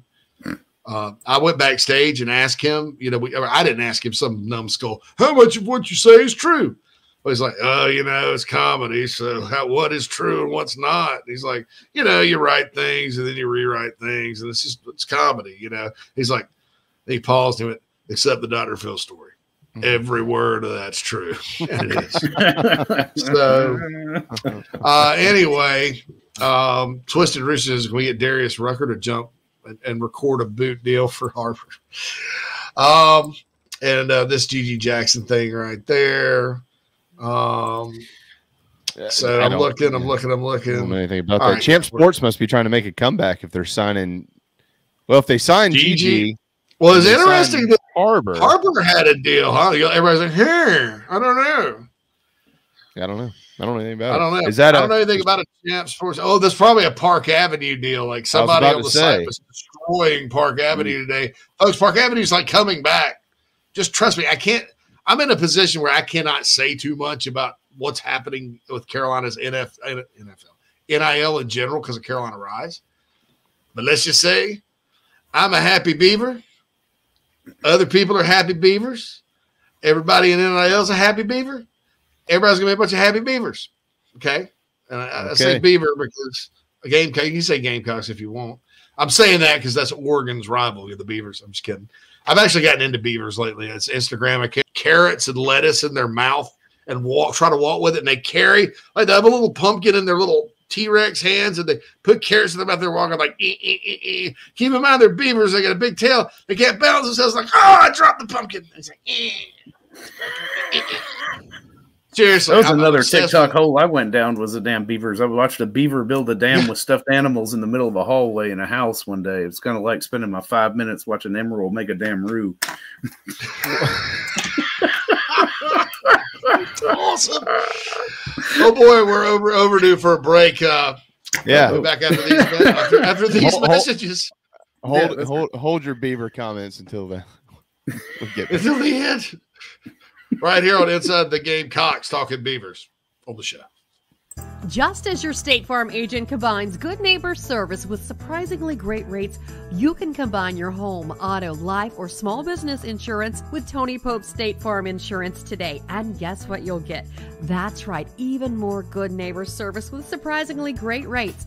In fact, Tony Pope State Farm is your go-to agent anywhere in South Carolina, North Carolina, or Georgia for the service you deserve at the price you want. So try combining your home, life, auto, and or small business insurance today.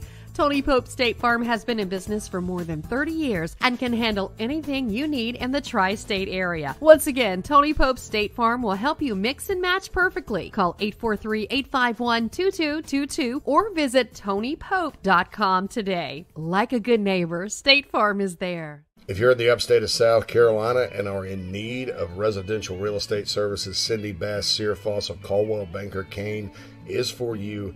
Ask her about the Village at Creekside, all of her listings in my hometown of Spartanburg, South Carolina, right there on Daniel Morgan Avenue, married to a lifelong Gamecock fan.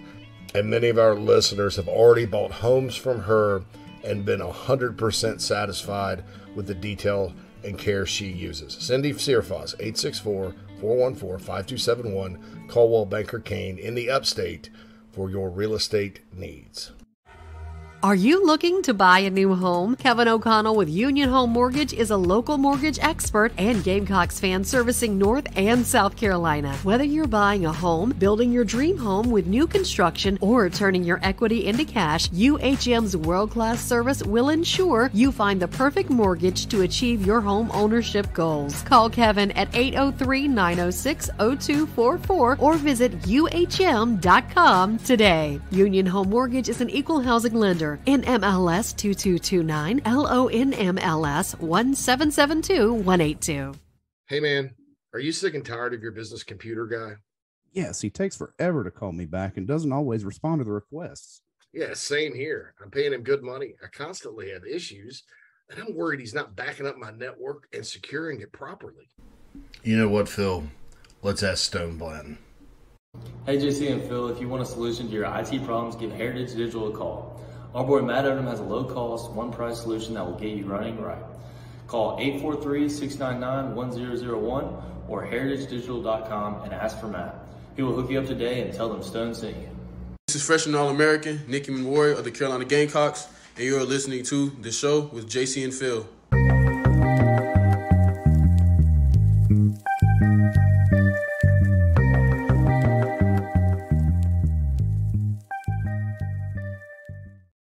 All right, welcome back inside the Gamecocks, the show live from all of our Signorama studios, but the program is painted garnet and black by a couple of painters. I know probably everybody that is watching us today or listening has asked this question. Does anybody know a good painter?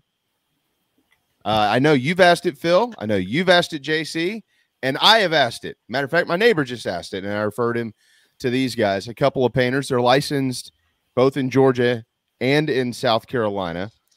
They serve all of the state.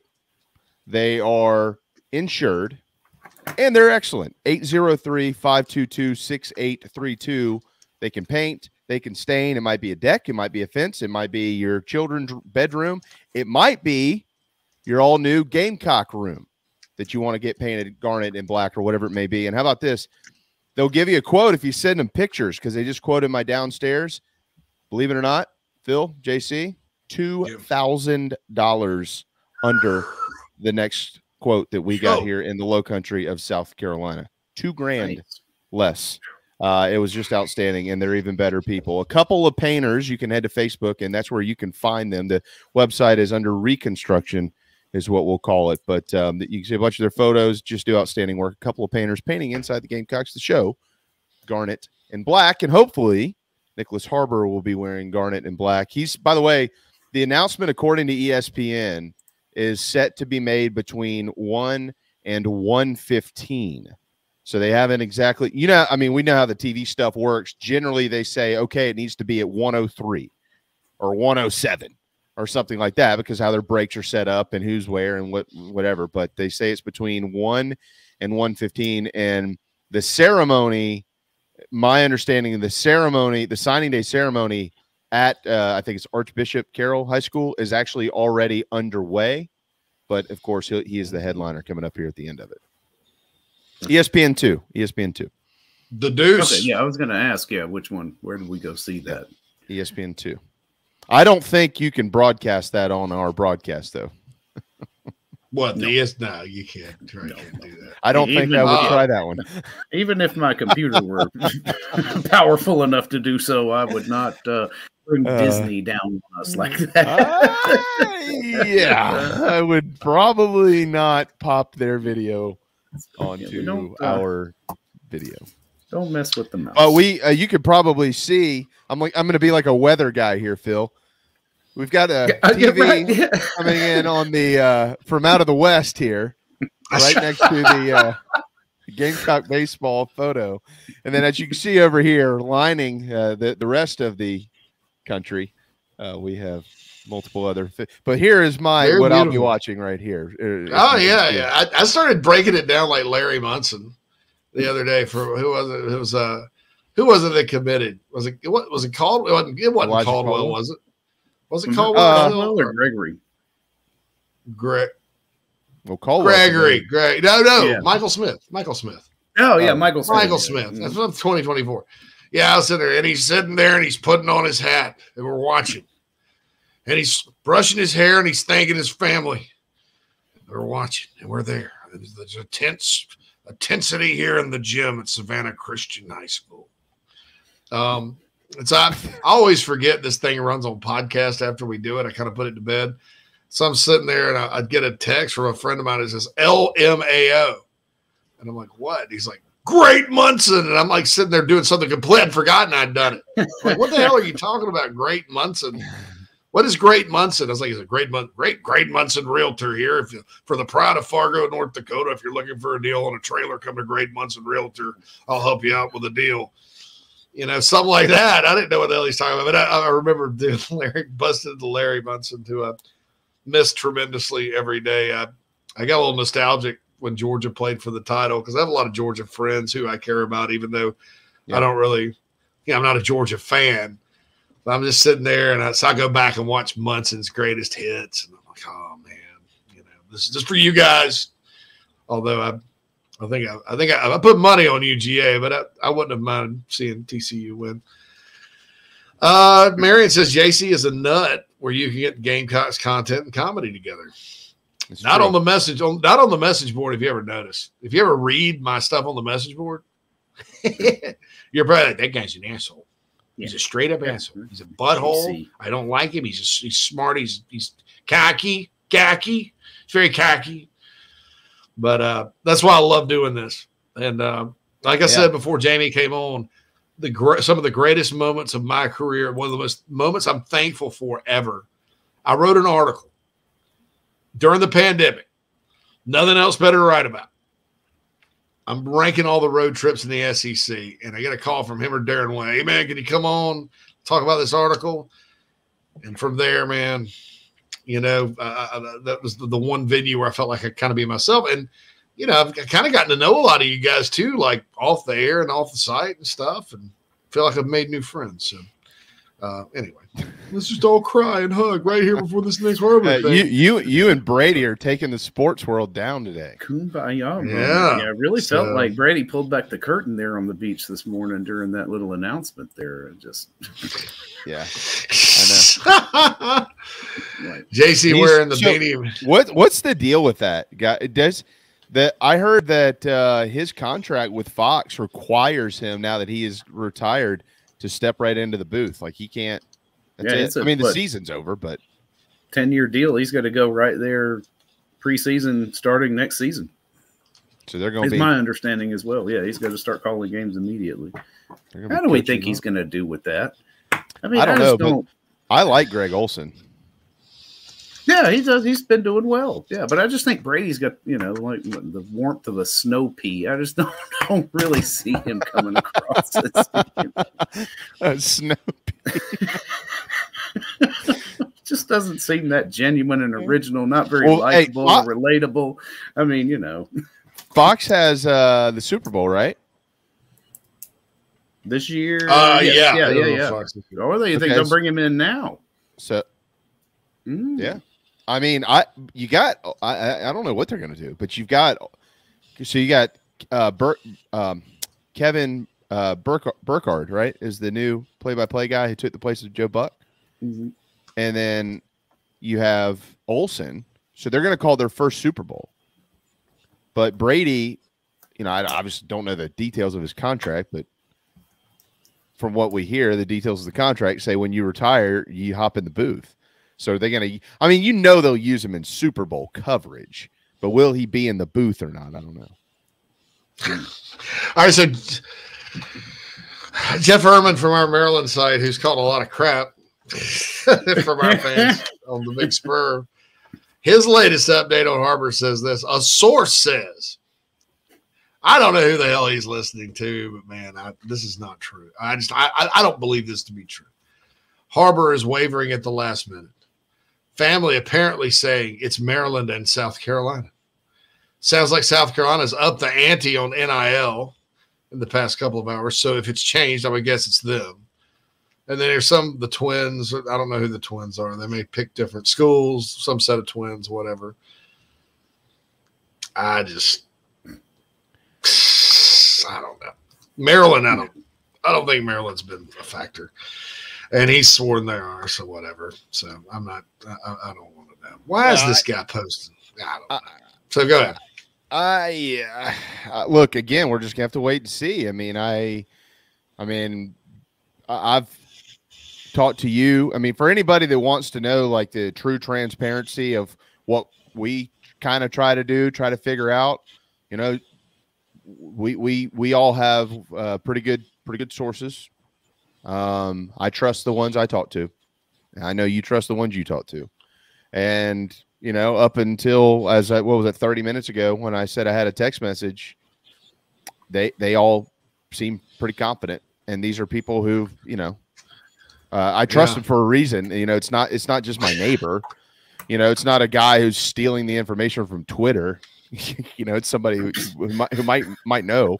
But they only know what they know, but that's more than us. So, I mean, I think they're right in the thick of this. I've never changed. I had a text this morning asking, "What are you hearing?" And I said, "I'm hearing the same thing I've been hearing forever.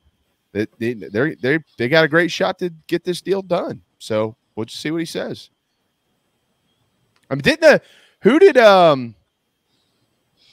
his dad? His dad did have an interview, and he said he knows where he wants to go. Now, that doesn't mean he could have changed yesterday, his mind. I think. Yeah. Yeah. I don't remember where that came from, but I saw it somewhere. I mean, that could change. I mean, I know where I want to go a lot of times, and then I'm like, the more I think about it, yeah, you know what? Let's not go there. Let's go to Wendy's instead. So yeah, I was just sitting here thinking, which restaurant do you want to go? It sounds like conversations for dinner in my house. Right. Yeah. So, I mean, all of this, I can only imagine what this kid is going through right now. The calls he's taking, maybe he's not taking any calls. Maybe he said, I've had enough, and everybody will find out at 1 o'clock. I don't know. But I would venture a guess that his phone right now is probably about to literally blow up. Like, not like this is blowing up, like it actually might explode before he actually gets a chance to tell somebody what he's doing. I've got an update from message. Go ahead, JC. From Phil Kornblut, talking to his dad. Phil's been good about Phil's been good talking to his dad a lot, and he says that it's interesting because this would point more towards Carolina. Nothing's set yet. Nick and his mom have gone off to talk. He's waiting for them to come out. Reports of this being a bidding war are not true. I mean, look, the dad's going to say what the dad's going to say, okay? And I don't think his dad and his mom are making it into a bidding war. Like I said before, this is not, can you do 180,000? Oh, can you do 200? Can you do 250? This is more about long-term relationships with Nike. And there is a business aspect to it. Don't get me wrong. Money is involved. But it's not a bidding war like, give me 100, 102, the auction guys, that kind of thing. He said they're looking for a place they could send their son and know he'll be cared for. And this is a good quote here. It has nothing to do with money. I want to be able to drop off my child and know he's being taken care of. I'm not looking for a price on my child, not a price. They're missing the point. Beamer just put himself out there for the child, and Nick bought what he was selling. Well, that's interesting. Yeah, that's a really interesting comment. I feel like I think things have turned in Carolina's favor. I mean, it's kind of neat because we've been on this show almost live broadcasting the ups and downs of a recruiting decision. Yeah, as if this were something crazy. And obviously it is now. This is a very fluid situation, which is I just got 2 more texts that feel good about it. So, well, and look, I'll say this. We're acting like this kid's going to change the world here. I hope he does, but we'll see. He's just a 17, 18-year-old football player. With that said, the whole country. Hold on, just a second here. Yeah, I'm with you. The part of the country that cares about this stuff is zoned in and locked in. Okay, not the whole country. There are people I have people in my family that have literally no idea what's going on right now. But for those that are in this arena, they're watching this intently. And I'm going to tell you this. If Shane Beamer pulls this thing off, guys,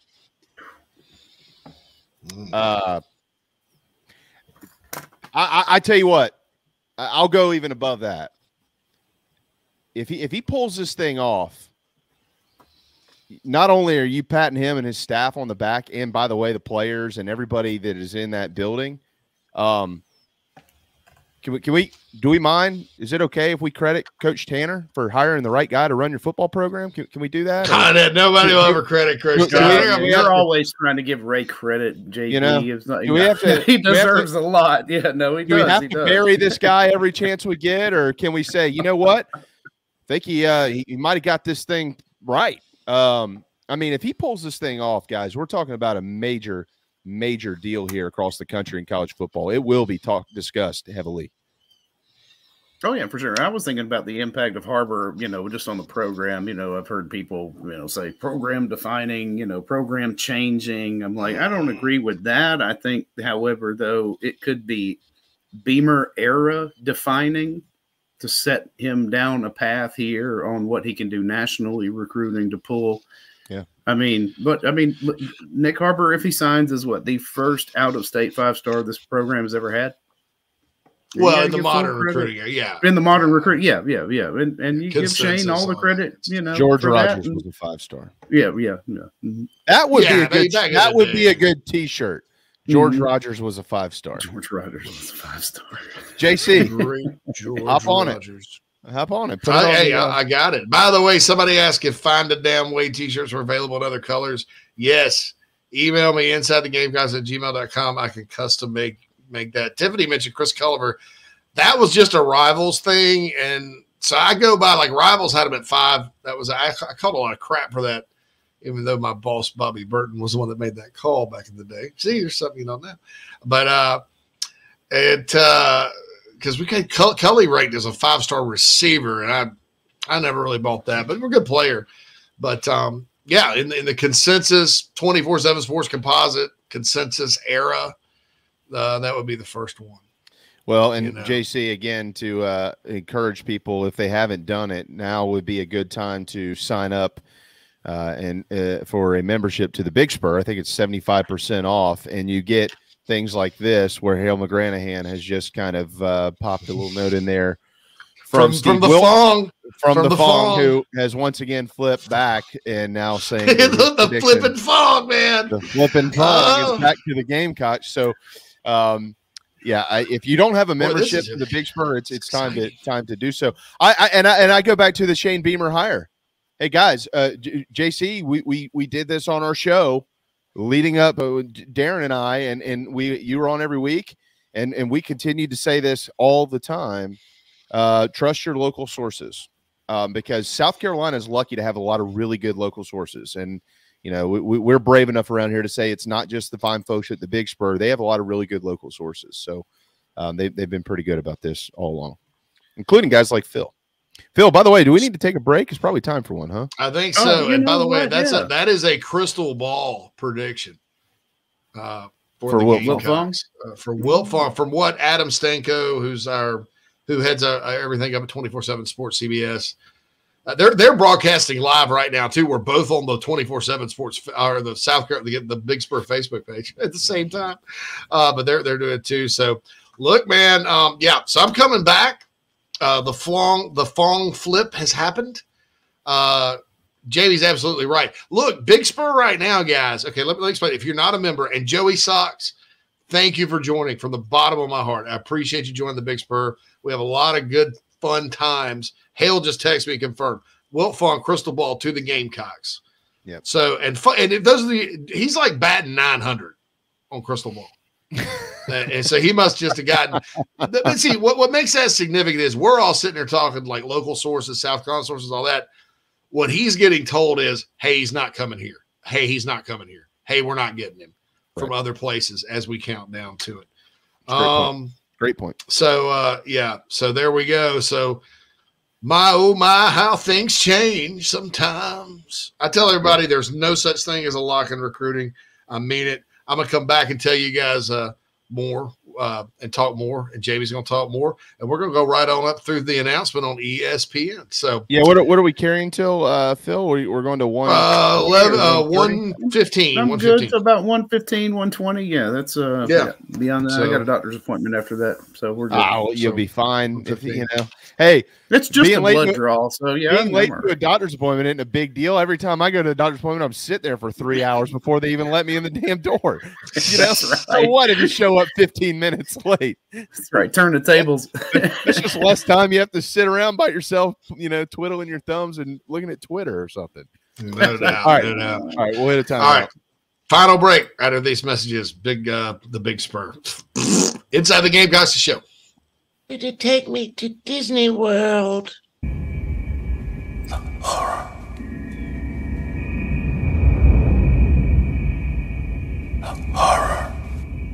Calm down. JC is here. As y'all know, folks, the family and I have visited Disney World many times, but it can be overwhelming, especially if it's your first time going to the most magical place on earth. I highly recommend wherethisroadleads.com and my friend Cherie, a certified Disney vacation planner. That's right. The mouse has given her permission to book your family vacation hassle-free. You don't know where to go, don't know where to stay, don't know where to eat, don't know what to do. It can be overwhelming. So get on wherethisroadleads.com and schedule your free consultation right now. She can help you out. The prices are very reasonable. You don't pay any extra fees. In fact, she's much more reasonable maybe than booking it straight through Disney. So for your next Disney vacation, or, you know, more likely your first, so you don't panic, go to wherethisroadleads.com and talk to Cherie, certified Disney vacation planner, a partner of Inside the Gamecocks, the show. Hey folks, JC here. I've told you about Nana's Porch over and over again. They sponsor our chat box on the show. Don't take my word for it, though. I wanted you to hear from Gamecock pitcher Noah Hall about our sponsor, Nana's Porch. Nana'sPorch.com. Go there. Food truck, catering, whatever you need. Take it away, Noah. What's up, Gamecock fans? This is pitcher Noah Hall. If you want some delicious food for your event, I suggest visiting Nana'sPorch.com today to find out what they all have to offer. It's really good Southern cuisine based out of Charlotte, my hometown. I hope you guys go check it out. Go Cox and go Nanas. This is Braylon Wimmer, South Carolina Gamecock Baseball, and you are listening to Inside the Gamecocks, the show. Go Cox.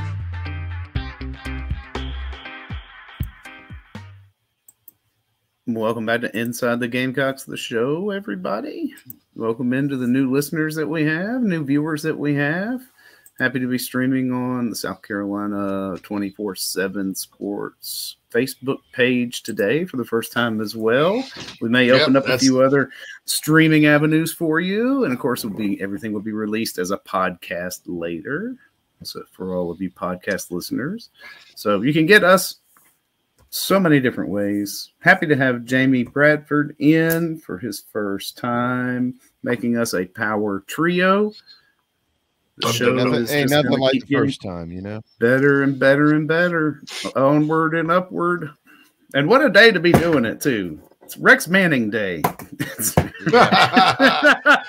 I'll say this, you know, I'll say this too about forgive me while I'm also looking at my phone like you. I'm trying to be like you, JC, so forgive me while I. It's tough, man. There used to not be like a signing day where I could have done this.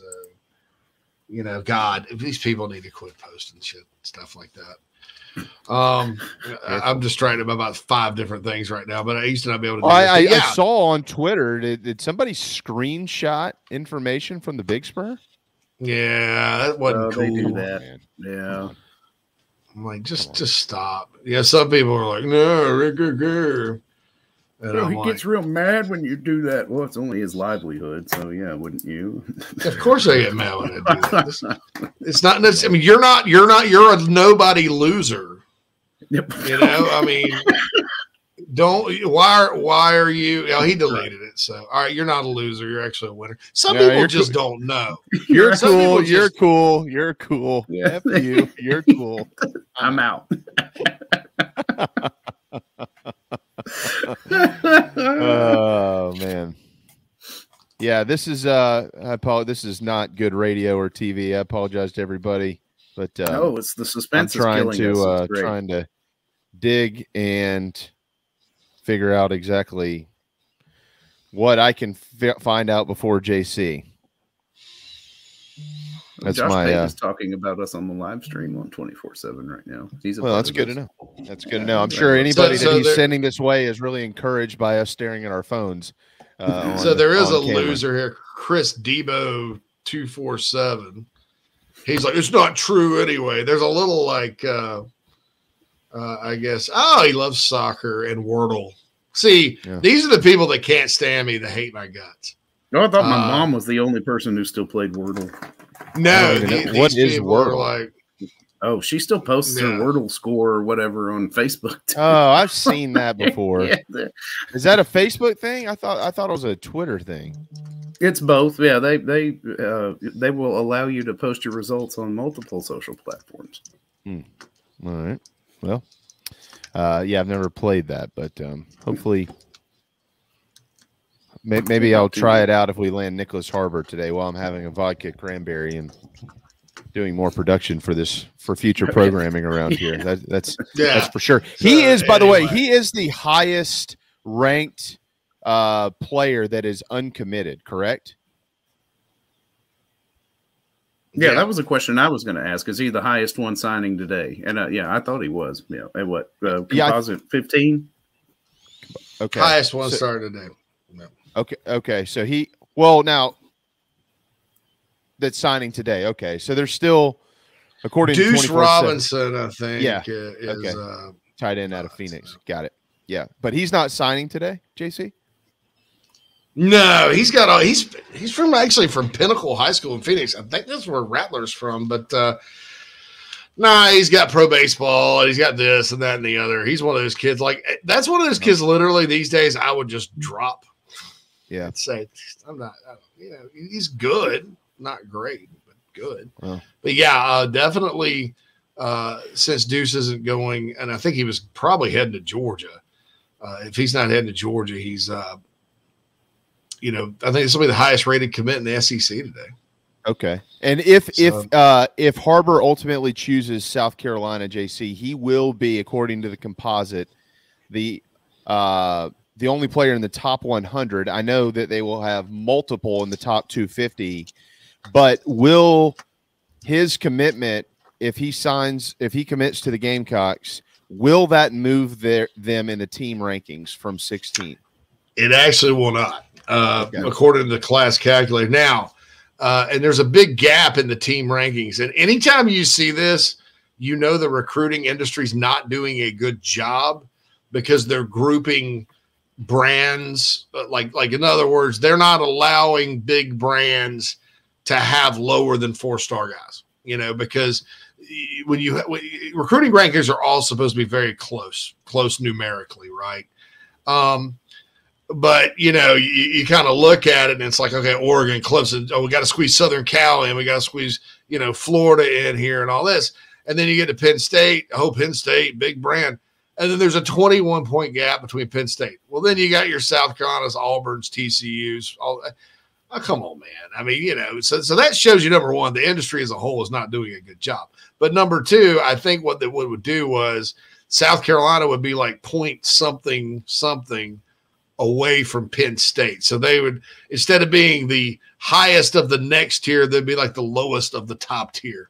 if that makes any sense. It doesn't matter to me. I really, team rankings are great. Unlike like the BCS poll or the coaches poll or something where there's a big difference between 11 and 18 in recruiting rankings, that it's not. Now, what I think is great about this is not just the ranking. I think if you look at this now, guys, South Carolina, okay, and missing on Jayshon Barham last year stunk, but I kind of wonder maybe that kid won't get in the portal at some point, come to Carolina anyway. Well, he ain't coming here.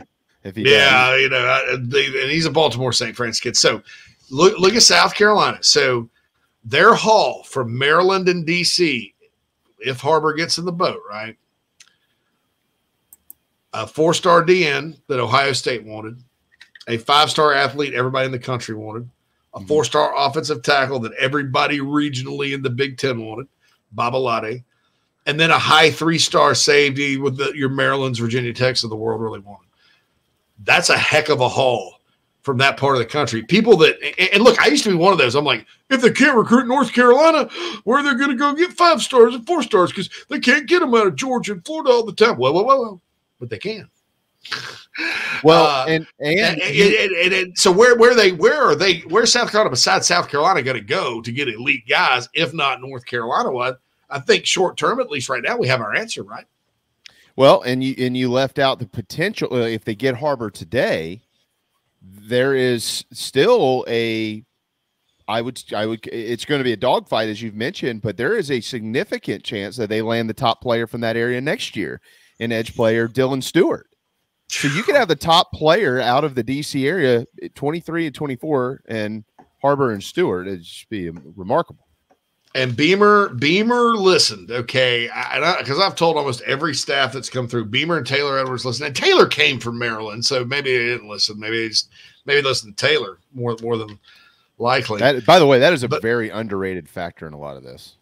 Oh, God, he's amazing. Yeah, he's amazing. You can't overstate that impact. I'm so glad, and I like Drew Hughes just fine, but I'm so glad Drew Hughes went to the Jacksonville Jaguars, man. I just thank you, God. Because they got Taylor's different than those Saban and Muschamp guys. He's cut from a little bit different cloth, got a little bit of an edge, but cares about people and knows how to build relationships and generally cares, not that the other guys didn't. Taylor's got a little bit of an edge. So we've had him on the show before. So the DMV, that's Maryland, DC, Northern Virginia, and Northern Virginia is sort of a different animal, although Ja'Kai Moore and Vershawn Lee are from there. So that area is the closest. There's some parts of it where if you went down 81 through southwestern Virginia all the way to Johnson, Knoxville, maybe a little bit closer. But most of that area, South Carolina is the closest SEC school driving-wise. Right. Well, and by the way, Phil, are we breaking at the end of the hour here? Or are you just going to roll us through? Let's just keep on going now. We don't need to break or anything. Yeah, we have no more breaks. We've covered all our sponsorships, so yeah. Okay. Everybody's happy. The advertisers are happy. So we'll continue on here in the all new Signorama Columbia Studios, which if you've been to Williams-Brice Stadium or Colonial Life Arena or Founders Park, if you see a sign, that would be Matt Vaughn's team. They are Gamecock alumni, owned and operated, and they are the preferred sign partners of the University of South Carolina and its athletics program. So if you need a sign for anything you could think of, if you want to wrap your car with Nyck Harbor's face and give him an NIL deal, it would be Signorama that would put that on for you. So make sure that you find those guys in Columbia. And they do it all over the state. It's not just Columbia. They do it all over the state. It doesn't matter if there's a Signorama in your area. You can call Matt's team because they're excellent. So we're going to keep going. Yeah. Hold on. One more thing. I didn't mean to interrupt you, Jamie. One more thing. The Where This Road Leads ad that played, the weird Disney ad that just played, guys. I don't know how the first part of it got cut off. The first part of it is a little girl, Daddy, take me to Disney World, right? And then Marlon Brando comes in and goes, the horror. And the point of it, I didn't want y'all to think I was just a weirdo doing crazy commercials, sniffing glue at night or something. The point of it is if your kid asks you to take it to Disney World, it's your first time going, it can be extremely overwhelming because you're just like spitting out. You're like Dumb and Dumber, to do the Dumb and Dumber reference again, where he's just going, there you go, Barn, there you go, like throwing money away. You don't know what you're doing. And so wherethisroadleads.com, certified Disney vacation planner, can help you. And it's kind of a play on, the horror and all that. I want to explain that because the little girl's voice got cut off somehow. I don't know how. And so it just like started all weird. And I'm like I said, hey, I'm not a crazy glue sniffer. It actually did make sense. So anyway. Well, I'm glad that you gave us that thorough explanation because I had no idea what was going on. I still don't know what's going on. I don't even know where I am. If you have kids and they want you to take them to Disney, end up here. Who the hell are you and why am I talking to you? What is going on today? But Nyck Harbor will be committing here soon. And for those that are just maybe popping into us and realizing, oh my God, it's 1 o'clock. I need to find out what's going on. Wait, why are these guys still in the air? We're gonna wing it here through the commitment, which should take place within now the next 13 minutes or so. And there are 3 national commitments being made on ESPN2 today. His will be the first one to go. He is also the highest rated prospect. One of those prospects is a 2024 prospect. JC has just mentioned a little bit ago, if he commits to Carolina and signs with the Gamecocks, that will not change their recruiting ranking. However, it will add one of the elite players in the country in 5-star Nyck Harbor. How many all-time do you know how many all-time 5-stars have signed with South Carolina? What that number is all time, JC? Gosh, since 2000. So you got Demetrius Summers, Ricardo Hurley. If you're talking just high school guys, because there were some 5-star JUCOs. Demetrius Summers, Ricardo Hurley, Marcus Lattimore, Jadeveon Clowney, Jordan Birch, and Zach Pickens. I think, if you're just talking consensus, no doubt 5 stars. I think there's been some others maybe here or there. If you go back in time, guys like Todd Ellis, Derek Little, guys like that certainly were very 5-star recruits, but they didn't kind of do it like they did it these days. Okay. Well, because I know somebody earlier mentioned Chris Culliver, and I believe Chris was actually a 5-star, but that was by Rivals back then. Where it was right? Yeah, right. Rivals. Was that the? I did it. Yep, I did it. That was you? I did it. That was 07. Yeah, I was at Rivals doing the rankings at the time. Yeah. So that was the 07 class is what that was? That was the infamous 07 class. Loads of 4-stars in that class, and some guys and they missed out on Carlos Dunlap, who was a 5. Yeah. Yep. That year. Right. But there's not always a lot of 5-stars in the state of South Carolina. I could not believe Monroe Freeling ended up the highest rated 4-star prospect in America. Yeah, I was shocked about that. I'm gonna take nothing away from the kid. No, I'm not either. Fine young man, an outstanding family. I'm going to continue to kind of stick to my guns on that, though. I'll believe it when I see it. If he gets on the field at Georgia, I'll believe it when I see it. I've watched him play a lot, and I'm not a recruiting expert, but I do have eyes, and I would probably. I don't see the flex. I don't see the flexibility. I don't see the mean streak. I don't see the physical upside. To me, he's a stiffer Mitch Hyatt. Mitch Hyatt never got big enough. Blah blah blah blah blah. Jody Wright, by the way, tweet. This is an epic tweet from Carolina tight ends coach Jody Wright. South Carolina has some beautiful views off the harbor in Charleston. Slavko's looks like it has some excellent poultry and would be great on signing day. Man, our mascot and head coach are fighters. Dude. Slavko's Harbor Poultry. That's awesome. Yeah. Not too bad. So that's it there. But yeah, Quadcock checking in on lunch break. What's up, fellas? Things are looking good for the home team. VJ mentions Culliver. Culliver was a 5, but I don't. Even though I was the one that rated, I don't always count that one. So yeah. So yeah, I know outstanding. He was really good safety. Stuck in the NFL a while. Probably was one of those guys. So I don't know, but Yeah, I actually went to school with him. We had some classes together. I never talked to him much, but he was a guy who had a ton of talent. He just, for whatever reason, he felt stiff at times out there, if that makes sense. I thought he was a safety from the get-go, and as a returner, he wasn't. But they played him at corner a little bit. I guess he's corner in the NFL too. It was weird. Antonio Allen was a corner in the NFL as well. Right. So.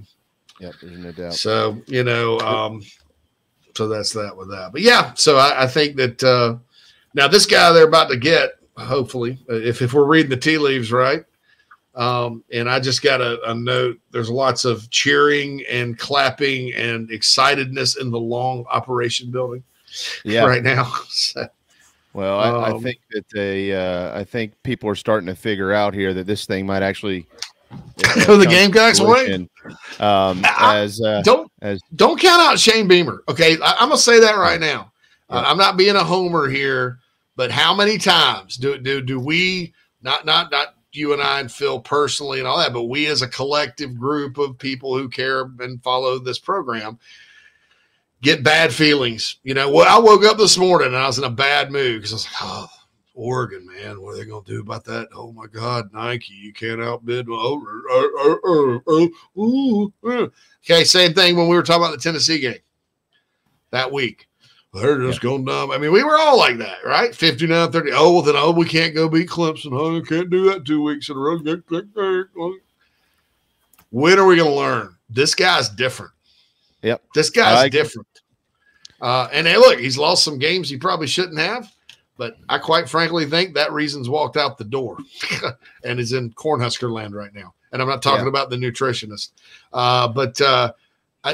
This is a and here is a situation. Let me interrupt you real quick. They weren't getting okay. Sorry. Go ahead. Yeah, he is set to make his commitment here in just a second. He's being interviewed by ESPN2. I'm sure many of you are actually probably watching this right now. But here we go. I see him running. All right. Mm-hmm. Yeah. So here we go. And you gonna get those thanks in. Glory to God. Glory to God. And we're here. Mom and Dad. On the 18th hole. My stream is behind yours. And he did thank his community, which is nice. Though. That's rare these days. Let's see if he goes with a 3-wood. All right. 3 hours to the left. 3 miles an hour right here. Wow. Here we go. Masters. South Carolina it is for Nyck Harbor. Nyck Harbor commits to the University of South Carolina. How about it, folks? 5-star guy. Wow. Carolina. Look, I'll tell you, the people I'm happiest the most for is South Carolina's fans today, because guess what? Guess what that just meant? South Carolina, after it looked like, after Birch leaves and says everybody's leaving, and, Jaheim Bell leaves and Marshawn Lloyd goes off the rails and goes to L.A., like Guns N' Roses, like Axl Rose and Izzy Stradlin or whatever he did, and all this other crap.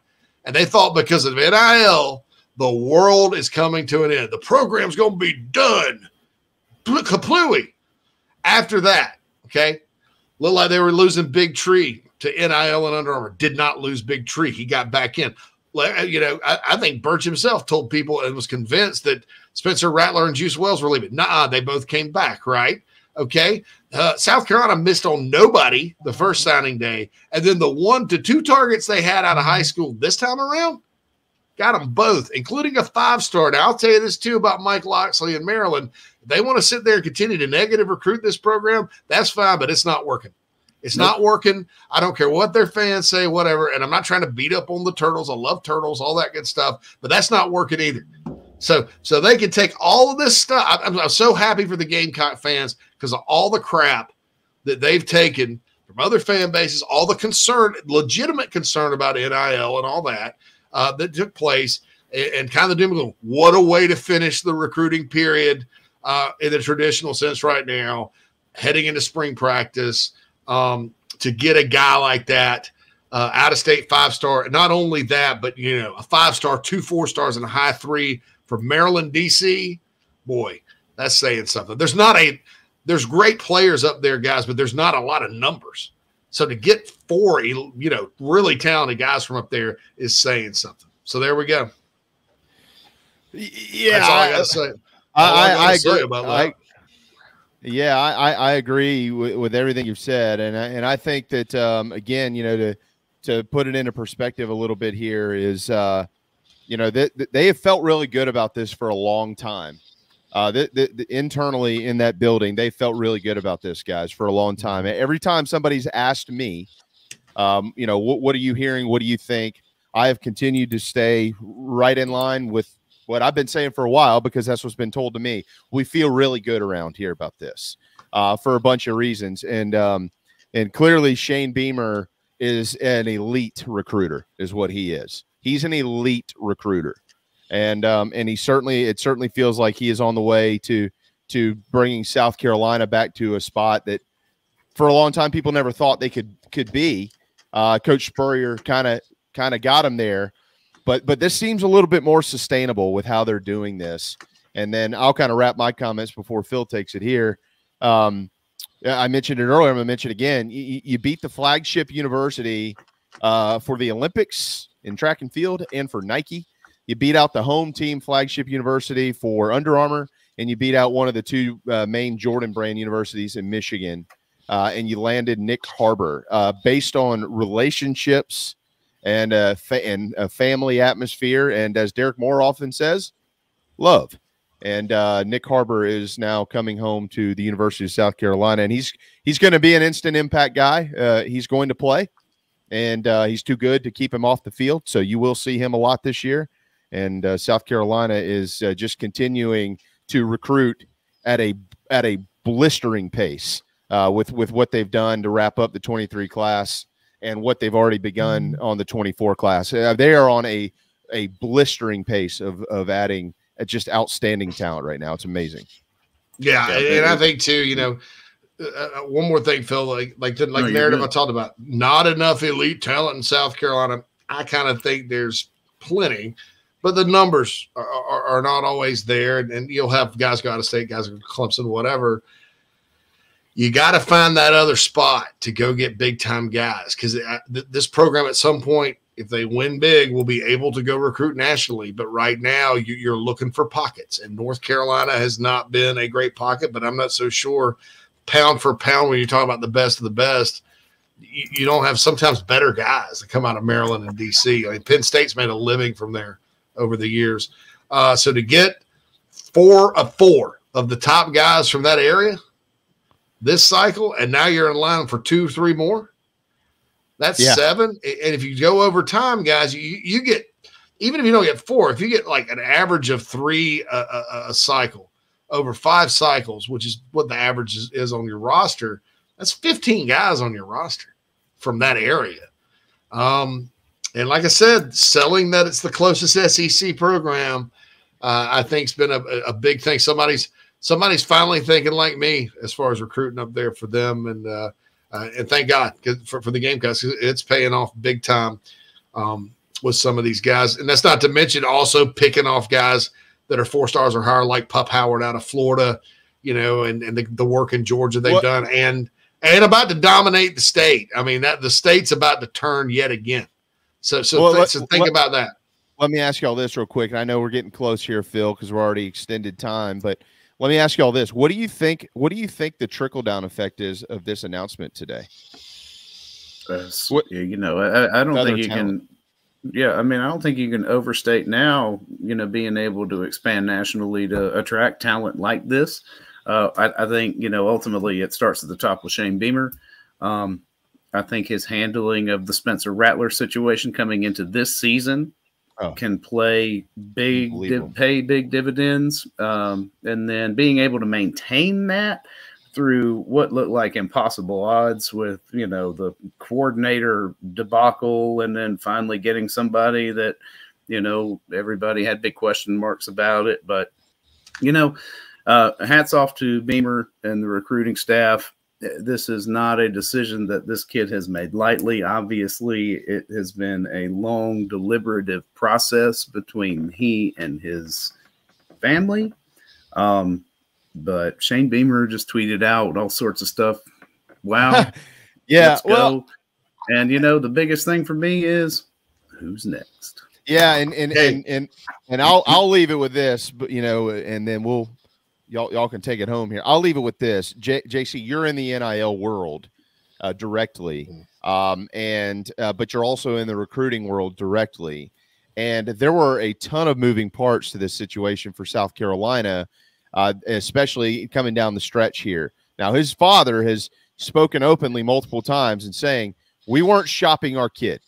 Okay, that's not what was happening here. We were not interested in that.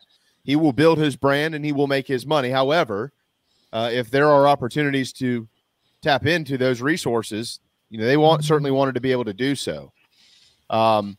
So there are a lot of people whose names aren't going to be mentioned today. Shane Beamer's name is going to be mentioned 1,000 times, 1,000,000 times, and it's absolutely under his leadership. There's no doubt about it. This would not have happened. By the way, the return of Rattler probably had a lot to do with this, and credit Shane Beamer for making it a major point of emphasis and hiring his next offensive coordinator to take that into consideration. But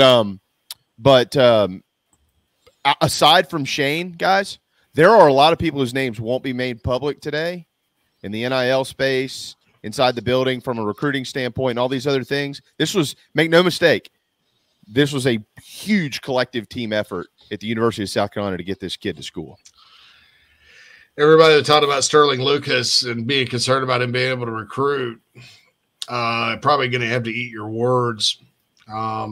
Here's his commit list this cycle, both primary and secondary recruiter, finished up.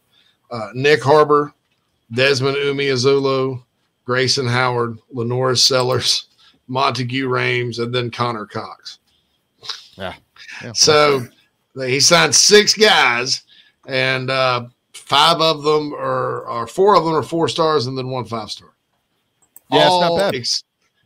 Sellers and Rames are in state, but the rest are out of state. So not bad for a guy that's never recruited in college before. See, I told you, sometimes the guys that are hungry are the ones that go get it. All right, Phil, get us out of here, bud. We've got we'll be back tomorrow. Guys, I told you earlier I had a death. Someone close to me. There's a chance I will not be here Friday.